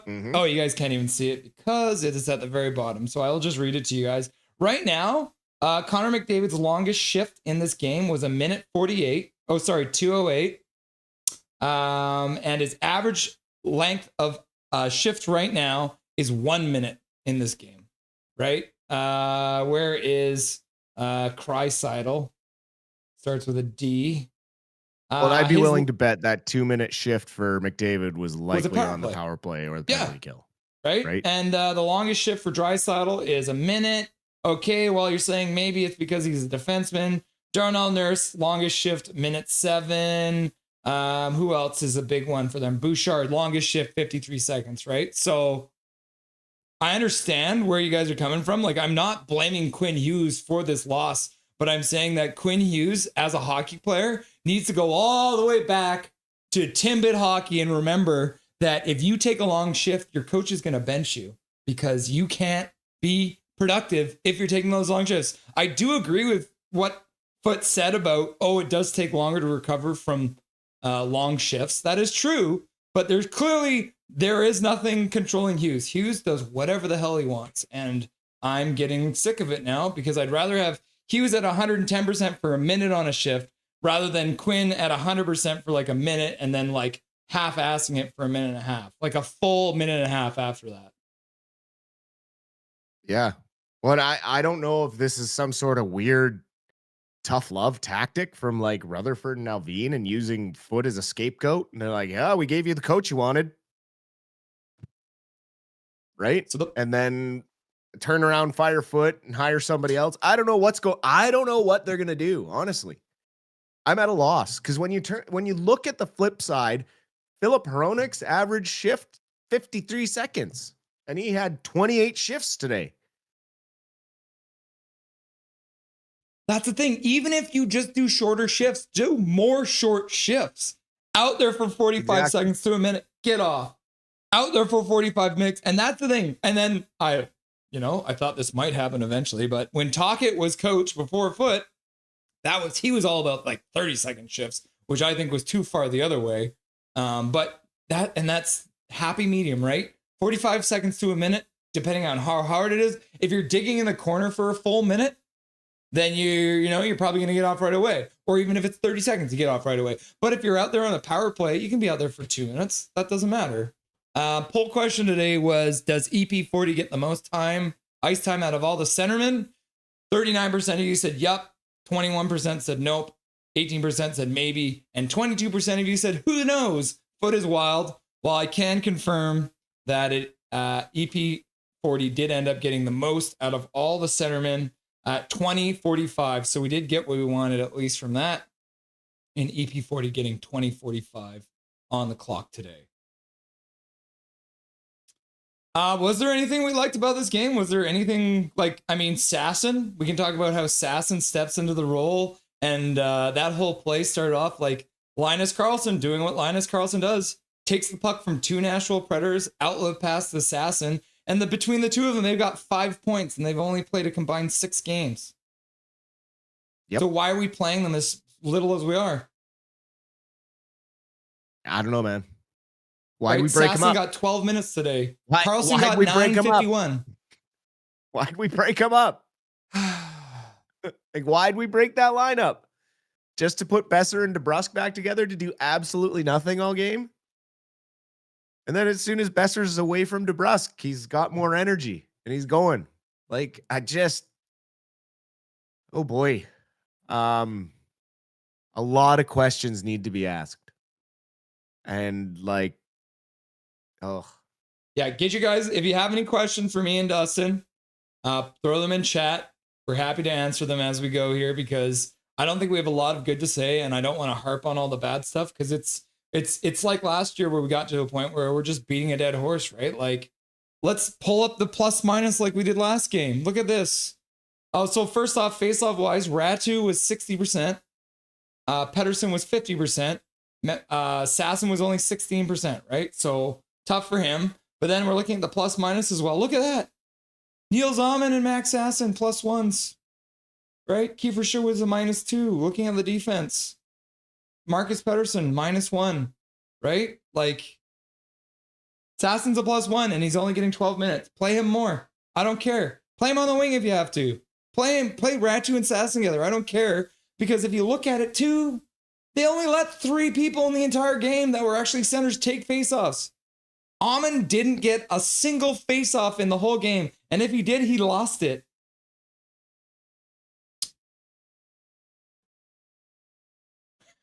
yeah. I mean, the Vancouver Canucks also now 24th in the league on the power play at a whopping 17.4%. Why the hell doesn't Quinn have a no movement clause contract anyways? Yeah, I don't know. It's because he signed it when it was like a bridge deal, right? So for Quinn, he didn't. Yeah, he signed it didn't. before he broke out. Yeah. I'm looking for questions from the viewers here. I mean, they're probably just as speechless as us. That's a tough one. Yeah. Rusty and Dusty we should trade the first protected and maybe Mancini for Zaka. Yeah, Colin Whitehead loves Zaka, and I've heard rumors about him coming to the Canucks for years and years. So, I mean, right now the Canucks got to take anything that is out there, and they got to move whatever they can. You know, even even if they do get somebody back from injury, if they lose someone later in the season, they have no depth. And yeah, it's going to cost them, but you got to figure something out. And I don't know what the answer. I honestly don't know what the answer is. There's been a serious mismanagement of assets in the skill category in the last 3 years. You know, you look at guys that have moved on from this team or have been moved, and you question certain decisions made because of coaches' opinions on players, especially coaches that, you know, now we're seeing are having the same issues at their new home in Philadelphia that they had here. And surprise, surprise, not a lot of people are happy about it over there. No. And tonight looked a lot like Talk It Hockey. You know, scramble from behind. It's like, yeah, they got 7 shots in the third period, but I think 5 of those were in the last 4 minutes. Yeah. Right? Like there wasn't the type of urgency that's needed because we're only down 1 goal. It's like, oh, hope they make a mistake. And how many grade A chances does Drew O'Connor have to get and not score a goal to be taken out of this friggin' lineup? How did he get a no movement clause? How's he so important that you need to sign him with a no movement clause? Like, what? Am I on glue? You might be. How did he get extended? He literally played like 10 games for his last season. He got extended for some reason. With a no movement clause. Like, why? Like, is Alvin really that? Like, is he losing it that bad with agents? Like, or is like, has this organization fallen off that far that to get him to stay like that. I'm starting to question a lot of things because there's not a lot of answers. Jake Stakes Hockey says a lot of the blame has to go to Foote. He's probably the one deploying Hughes and relying on him way too much. He's probably told to extend his shifts and try and carry this team. Laugh out loud. You're not wrong, right? Like that's the thing is it's all Foote and Quinn. That was the whole narrative in the summer when the coach thing happened. It was about keeping Quinn happy, and Quinn loves Foote, so we're gonna hire Foote. But I don't know how long he's gonna love him. This is the way the games are gonna continue to go. Well, Gary Wiseman with the question in chat: will Foote get the boot by the new year and Manny get his job? If the deployment continues to trend this way, let's not forget that his deployment was still questionable when we were healthy. We were getting lucky to win a couple of those games. We haven't seen the good, dominant hockey that we saw in the preseason. Like, since game 1 of the regular season, we've been questioning this team. The wins have been gritty, gutted out wins the last couple where, they have an excuse of all the injuries. But these last 2 losses, even with injuries, if you deploy your lines the right way, you can insulate a lot of issues. And the paper move with Mancini is a big mistake. It forced Pierre-Olivier Joseph into 2 games, and he looked just terrible. I would say, and game 1 he looked terrible. Game 2 he looked less terrible. But still game 1 he looked terrible. Game 2 he looked less terrible, but still terrible. Yeah, well, I mean, that's probably why Quinn had so many more minutes, because they don't trust him out there on the ice, right? And I kind of mentioned it to you, they probably wish they didn't make that move. Mike Torrance saying, where is our scoring? Well, no one's being put in a position to succeed offensively right now. It's all about defense and trying to capitalize on maybe the other team making a mistake or not. And if the other team doesn't make a mistake, we're really struggling to generate chances on our own. And, the power play has zero confidence. It's starting to spread like a disease. Even Myers, who has been shooting the puck more confidently, there was a moment there late in the game where looked like he had a lane and he just stopped and gave it back to Quinn. And it's just shoot. Like you were at the beginning of the season and you were in preseason. All the defensemen were jumping in and shooting. It wasn't just the Quinn show. And now the regular season started and suddenly it's the Quinn show and no one else gets to touch the puck. Or if they do, he's shooting it in their feet. Passing it into Hronek's feet on out breakout passes. And or Hughes and Hronek in the corner together, giving the puck away to Ryan O'Reilly, the oldest player on the Nashville team, right? Yeah. Mrs. German Canucks, I'm going to ask Mr. German Canucks why he woke us up this early. I'm sorry, Mrs. German Canucks. I apologize if it was me who woke you up with my yelling. And German Canucks is like, I just want some hope.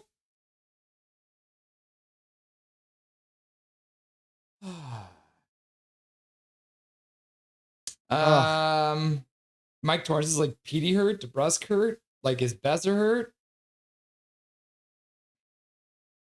I don't know. KJ Brazy says, do you guys think a trade is imminent? I hope so. I mean, regardless of the guys coming back, like I said, if one more guy goes down, who are we going to call up? Me. If another forward goes down, who comes up? I know they have this next man up mentality, but that's just a smokescreen for we're scared and panicking. Mrs. German has a question, says, what do we do to win against the Canadians? And hashtag blame Mr. German. I mean, you definitely have to protect against the speed that they're going to bring because they are very fast and they are offense first. They're coached by an offensive forward who has won the scoring title. So, you know, they play a very different style of hockey than we do. And if the Canucks try and play run and gun with them, Cole Caulfield and Ivan Demidov, Lane Hudson, Noah Dobson, these are all very young, like stud hockey players. And, you know, when you look at the difference in depth between our young players and other teams' young players, oh, man, we sure needed to rebuild when Trevor said we needed to rebuild. Yeah, that'll be on a future chapter of Never Boring, the up and down history of the Vancouver Canucks. I'm sad, Russ. Any guess? Any That guess on the made me 3 sad. stars, Dustin? Oh, I'm gonna say Ryan O'Reilly, UC Saros, and Thatcher Demko. Oh, they didn't even Nope. give us Demko. C. Smith Cole got Smith. it. Yeah, C. Smith, first star with 1 goal. UC Saros with 1 goal against.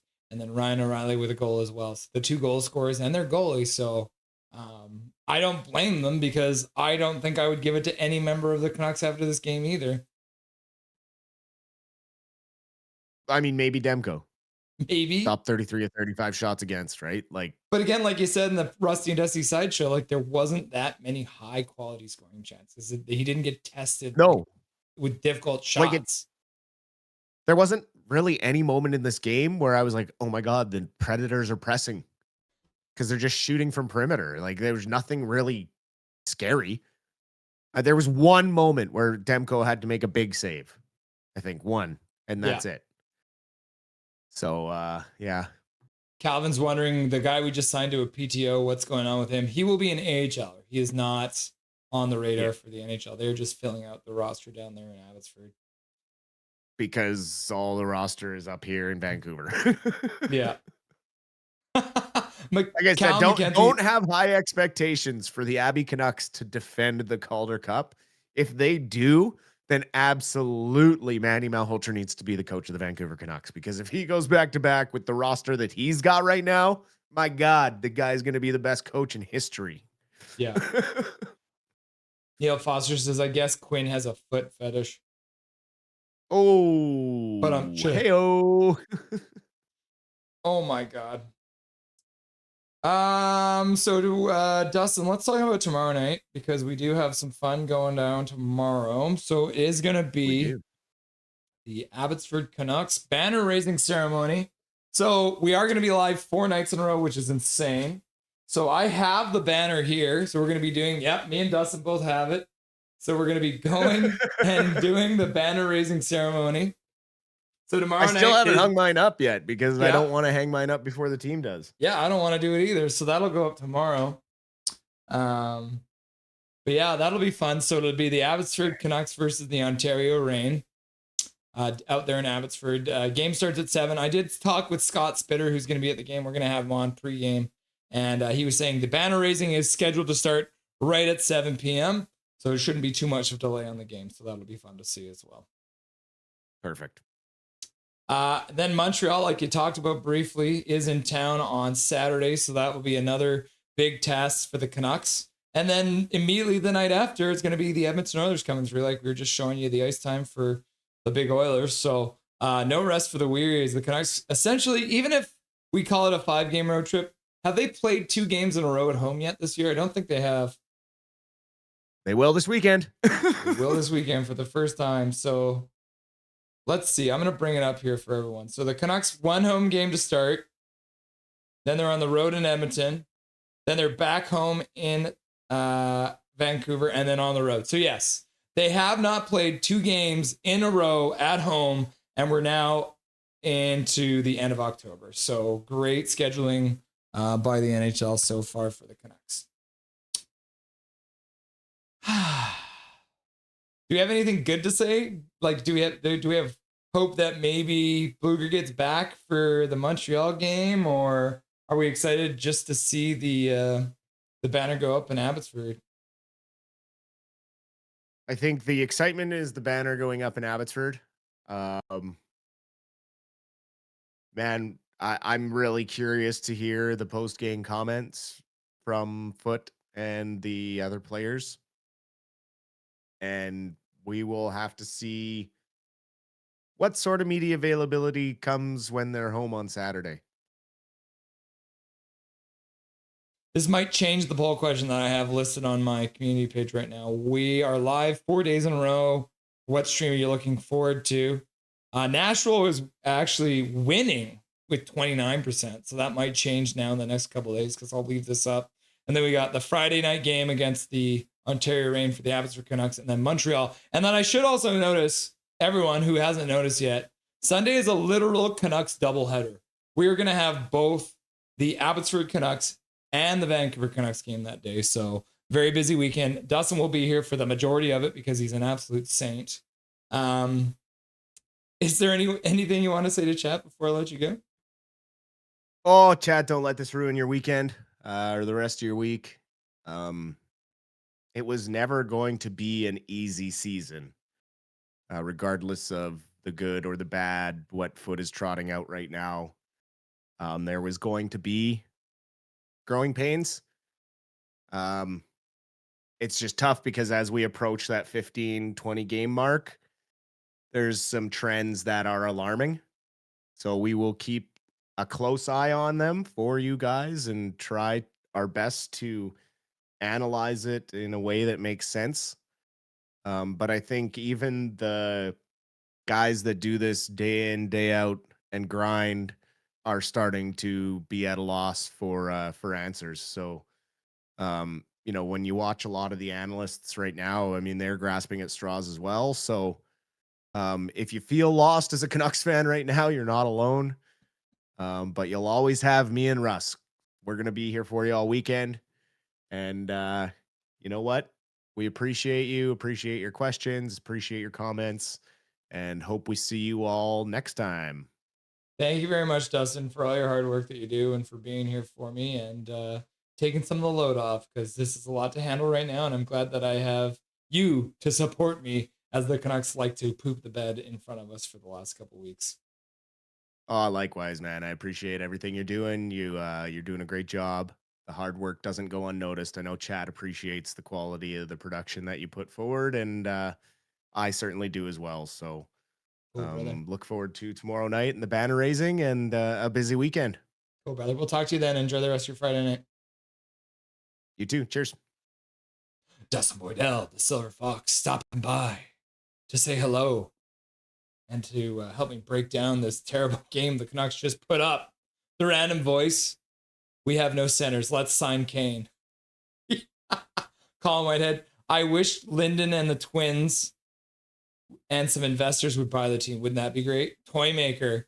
Kane has been good with hits and creating space. Unfortunately, he has no McDavid or playmaker to feed him. True.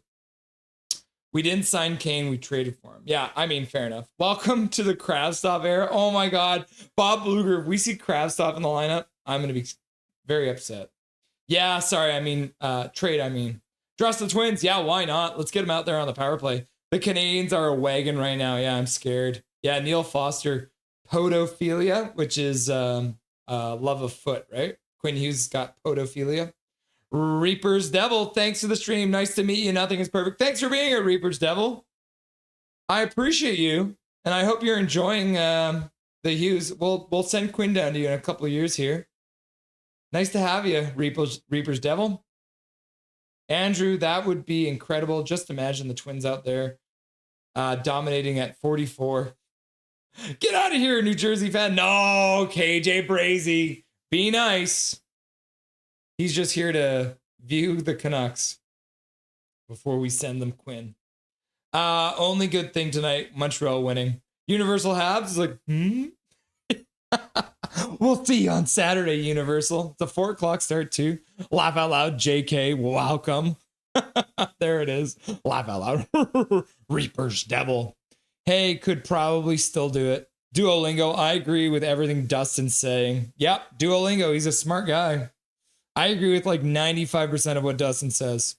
The Twins look like it could still play too. Yeah. Tor in the house. Did you get the shitting underway yet? Or under control? Our owner needs money for all of his lawsuits from his kids against him. Yep. He's making sense. Totally. Thanks, Rusty and Dusty and mods. You're very welcome, Mike Torrance. Nice to see you. He's a fluffer. What? Peace out, Rusty and Dusty. Jumping to Locked On Canucks with Kyle and Begsy.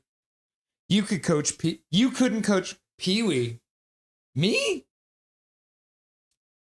Are you saying Foote couldn't coach Pee-wee? Segmina? Bye, Callum.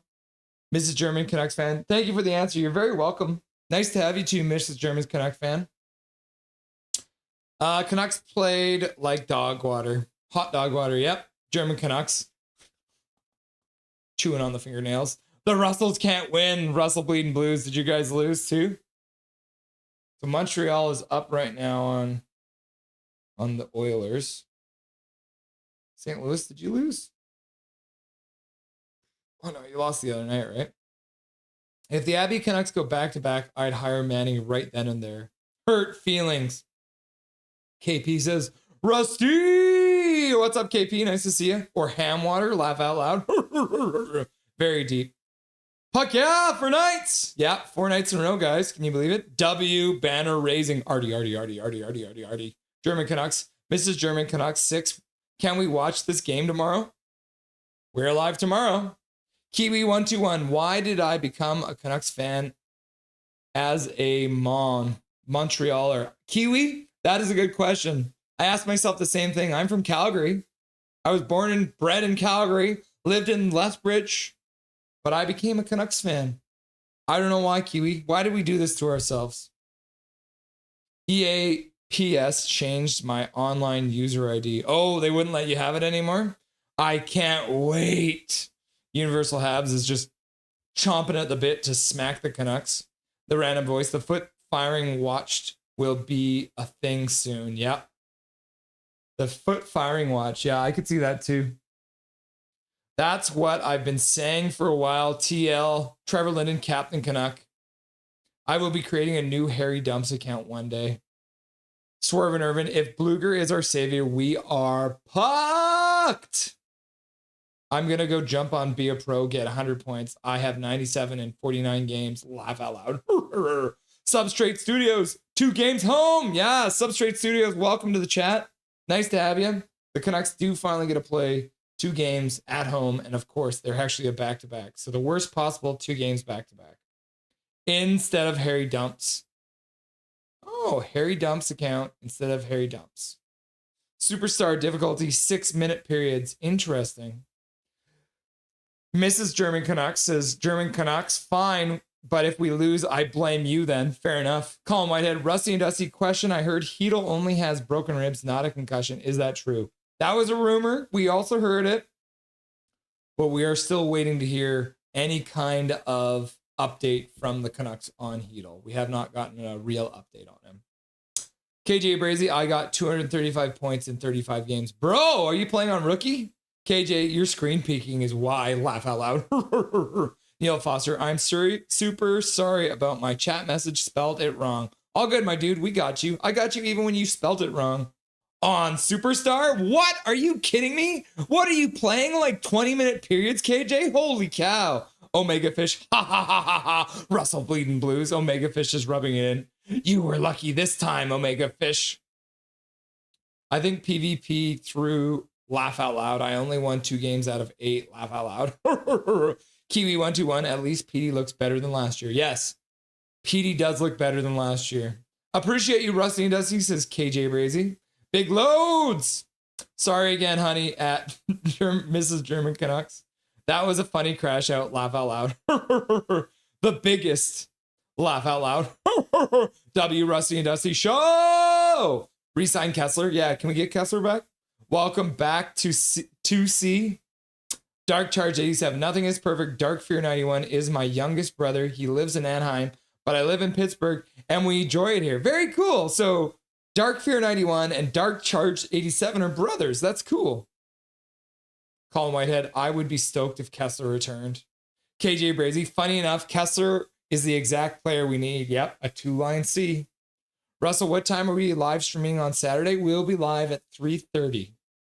Thanks for the stream. Cheers, says Armageddon Death. You're very welcome. Congratulations on your win. Thank you, says Florida Panthers fan. Thanks, Russ. You're very welcome. Happy birthday again, my dude. Probably when the game starts, UConn. Funny enough, we traded Horvat and Miller, and they're exactly the players we need. Yep. Swerve and Irvard's mad. All caps, too. You love it. Thanks for the birthday messages. You're very welcome. Miserable Sabres fan, I feel this for the Cousins. Thank you, Miserable Sabres fan. We need your support. Exactly, Irvin. I love how still does the LOL, literally as LOL, LOL, laugh out loud. Bring Horvat back. CS Russell. So many LOLs there, Calvin. Laugh out loud. All right, guys. Have a great night, Andrew. Yeah, have a good night, my dude. How he still, you best. But our shitty defense core has to be fixed, and so we did that at the cost of our center depth. Yep. Vampire, we will have a rest before our homestand. Also, you can call me Evelyn instead of Vampire. Okay, Evelyn, I will remember that. Evelyn. Evelyn. I'll try and remember that. Correct me if I get it wrong again, okay? And look at us now. I know, I couldn't say it any different than that. Laugh out loud. A fisherman's just like, Bo Horvat is fine here, thanks. Come on, give him back. I'm going for birthday dinner with my wife. See you guys. See ya. Have fun, Florida. W, Evelyn. Thanks, ASL. Age, sex, location. I am 41. I'm male, and I'm in Surrey. Laugh out loud. Fisherman, give him back. Me and KJ on the same page. Laugh out loud. And then Die Hard's just like, I am drunk again. Later, y'all. Remember, y'all. Only a bad game, not a bad life. Yeah, true. It's just hockey at the end of the day. Have fun playing. Be a pro, Calvin. Laugh out loud. We are broken right now. Brutality blood. Brutality blood. Yeah, I saw you guys. Did you lose tonight? Was that the final score? You guys lost to someone weird. Yeah, you lost to the Penguins, bro. How did you lose to the Penguins, bro? That doesn't make any sense. Love you, Emma, says Florida to his wife. I love you too. I was a big Horvat fan. I watched the draft where we traded Schneider to pick him up. Yep. Trade Doc and Mancini for Horvat. Hell yeah. Moo. Sherwood and Doc for Horvat. Yes. No, I don't want to give away Sherwood. Just give him Doc. Thanks for the stream. You're very welcome, Armageddon. Sherwood, Doc, Mancini for Horvat and Holmstrom. Yes.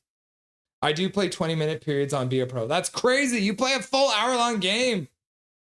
Trade Horvat, keep Miller, trade Miller, get Doc and Mancini. Now we're talking trading Doc and Mancini for Horvat. And the whole thing comes full circle, Swervin. I get blame anyways. Yep, fair enough, German. See what a joke our team is? Yep. I tried that once, KJ. I got fatigued. I couldn't do it. You best, Russell. Thanks, Florida. Oh, you cool. Bye. It's easy when you skip sitting on the bench. Who do you think should play with PD most? I would love to see Garland. Garland and Sherwood. Fatality Blackhawks. I'm guessing what my Blackhawks right now.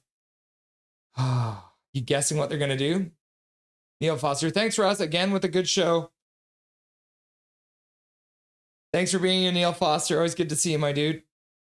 If Kessler by some miracle comes here, I'd play him 1C and PD 2C. Laugh out loud. Kessler is my favorite Canuck of all time, says Colin. Tor, where is this team right now if they traded EP 40 instead of Horvat and kept him and Miller? Well, the thing is at the time, EP 40 was an absolute baller, so they wouldn't have done that, unfortunately. But yeah, if we had Horvat and Miller, who knows where we'd be. But then we wouldn't have a good defense. and we'd be complaining about our crappy defense. I was lurking, Russell. Midnight Solar. Where were you? Were you under the desk? What's going on? Can't wait till celebrating comes home. Yep, and Bedard. No one cares, Blackhawks fan. We lost. Laugh out loud. Tor, Horvat, and Miller had issues as well. Yep. Tor, we be bitching about that trade instead. Hashtag Canucks fan life. Yep. Undead Avs. I need these Nordiques jersey now. Oh, the Nordiques jerseys are not working out for you right now because you're currently trailing the Carolina Hurricanes. Undead Avs. Those Nordique jerseys are so clean. Okay, now I'm gone. Later, y'all. I don't believe it. You're still here. I stopped shitting when the Canucks stopped being shid. Yeah, fair enough. Stay brown, Calvin, says KJ Brazy. 2020 and I'm wasted. Fucking Canucks, says Eric Hunter. Colin Whitehead. Anyone else agree the Jays win the World Series in 7? Nope. The Dodgers are going to win it in 5 games. Sherwood is 30. I don't mind trading him before he regresses and while he's worth something. Fair enough, KJ. That's a good point. Mrs. German Canucks, the Germans are going to be fun here, yeah? Yeah, das is good, yeah? And every once in a while, I'll bust out some really bad German for you. Sprechen Sie Deutsch? Tage, mein Name ist Russo. Ich habe einen Schweinsfester und einen Bruder. Mein Vater ist David und meine Mutter ist Wendy. Big Hog Hockey, one thing that's not best is your grammar. Fair enough, Big Hog Hockey. Is this a new Big Hog Hockey? Or is this our mod Big Hog Hockey? We got 2 Big Hog Hockeys? I would like to see confidence and set of balls play with PD most. Yep, no offense. Sprechen Sie Deutsch? I was in Fluffy watching. He is not happy from us beating them. Laugh out loud. I wouldn't think so. Thanks, Russell, from Emma Grace. You're very welcome, Emma Grace. I think Garland and when Hoglander returns, they should be on PD's line. Kiwi121, Niels Hoglander will save us. I hope so. Hey, KJ Brazy, says Big Hog Hockey. I am happy for the win, says Ruthless Sharky. Did you guys get it? You guys beat the Rangers. Hilarious. Emperor King. Cheers, Russell. Have a good one. Fight, Emperor. Castle Siege is not happy with Emperor right now. Hey, Rusty. Nope, Russell, this is Emmanuel. Just pranking. Oh, okay, I get it. Fair enough. Welcome back, Emmanuel. Russ, the Jays play the way baseball is supposed to be played. This is true, Colin. They're playing that Moneyball game, right? But I think the Dodgers are just too good. They got too much experience. I don't know. We'll see. Okay. So let's... Oh, Eric Hunter. Too much individual plays from our superstars. I agree with you, Eric Hunter. $2 dono. Thank you very much. And KJ Brazy, correct. Shohei Ohtani is better than... Yeah, and I agree with you. Thank you very much for the $2 dono. Speaking of donos, let's have a quick look over here at the donos. So fan funding wise, we got Major General with a $2 dono. Oh no, Preds 47-4. Go Canucks Go became a member, and that is the 6th month as a member. Mark became a member, 6 months as a member. Don't forget to drink water. I drank a whole bunch. Go Canucks Go, $10 dono. Go Canucks Go. Go PWHL Vancouver Go. November 1st, $2 dono. That's when they're announcing their name. EP40 opens the scoring. $5 dono from Eric Hunter. Great stats is Major General, $2 dono. Calvin99 Charlie donates a gift of membership. Eric Hunter donates a gift of membership. Why hasn't Quinn been passing to open PDs? I don't know, Eric Hunter. That's a good question. And then Preach Dusty, $2.79 from Swerve and Irvin. Major General, $2 dono. Get back those strong second periods we've seen. Eric Hunter donates 5 gifted memberships. Major General donates a gifted membership. That was for the Canucks goal. Daniel Turgeon shows up and donates $2 with nothing to say. Eric Hunter donates $5. Reminds me of home. Love the library while I was reading from Never Boring. Major General says, very cool. Back on audio. Book on audio. Yep. And then Eric Hunter donating $20 to say too evil. And then you don't see another gift of membership. and another gift of membership, and another 5 gift of memberships. And then Major General's like, come on, $2 dono. And then Swervin Irvin donates $2.79 to say, don't blame Quinn for this crappy team build. And then Eric Hunter with the most recent one, $2. Our superstars are playing too individualistic, which I agree with 100%. Dodgers in 4, Russ. I mean, I could see that too. Yeah, your German is good. Thank you. I took it in high school. It's been a while. Go-Hatch. Agreed, Eric. Okay, the last thing we'll do before we leave you. We'll go over what we're doing in the next few days. So tomorrow night, like I mentioned, we're going to be live for the Abbotsford Canucks game between the Ontario Reign and the Abbotsford Canucks. It's going to be a 7 o'clock start. We're going to have Scott Spitter on live from the arena pregame, Dustin Boydell in the first intermission, and then Canuckland joining us also live from the game in the second intermission. Then we hop back over to Canucks hockey, Vancouver Canucks hockey. On Saturday, we'll have the Canucks playing against the Montreal Canadiens. 4 o'clock start, so it is an early game in Vancouver. And then the next day, we're going to be doing a doubleheader. The first one of the year, we're going to be doing a Canucks doubleheader. So we'll be live doing play-by-play for the Abbotsford Canucks' second game in as many nights against the Ontario Reign, followed up by the Edmonton Oilers versus the Vancouver Canucks. So get that. Doubleheader, all Canucks hockey. It's going to be a lot of fun. Ontario Reign versus Abbotsford Canucks, Edmonton Oilers versus Vancouver Canucks. Should be a lot of fun. All right, so that is the plan. We're going to be live 4 nights in a row with a double header at the end. It's going to be crazy. Van Alt, I took Japanese in high school and weed smoking. You had German as an elective in high school? Yeah. I had Japanese eyes. What? We only had French and Spanish. We had German, Japanese, and French. Like the vid. Thank you very much, Emperor King, for reminding everyone to like the video. And then Colin's like, Van Isle, laugh out loud. Gotta hype this chat. Yeah, thank you very much, Eric Hunter. You are the main reason that this chat was hyped tonight. So I want to thank everyone who subscribed tonight. We're now up to 2,037. We are live during every single Vancouver Canucks game. I appreciate Eric Hunter, our #1 donator. I've been trying to find an Eric Hunter jersey to put in the rafters, but we haven't been able to find that yet. That will happen, Evan, soon enough. We'll get your jersey in the rafters soon enough, for sure.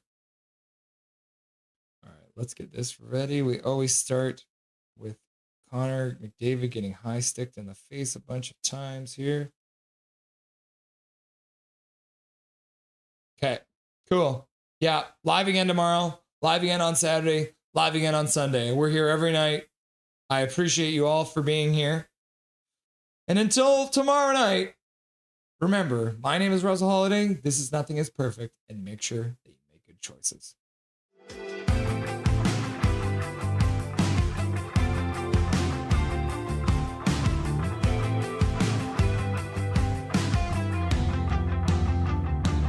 Thank you for having me. Thank you to everyone who requested to hear my beautiful voice too. I appreciate that.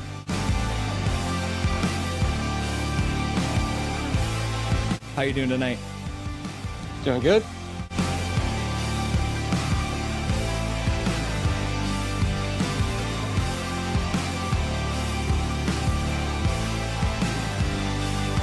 Thank you very much for taking the time out of your very first hockey game to join the stream. Everyone was very excited to see you, and enjoy the rest of the game in the third period. Yeah, thank you so much. Bye-bye, guys.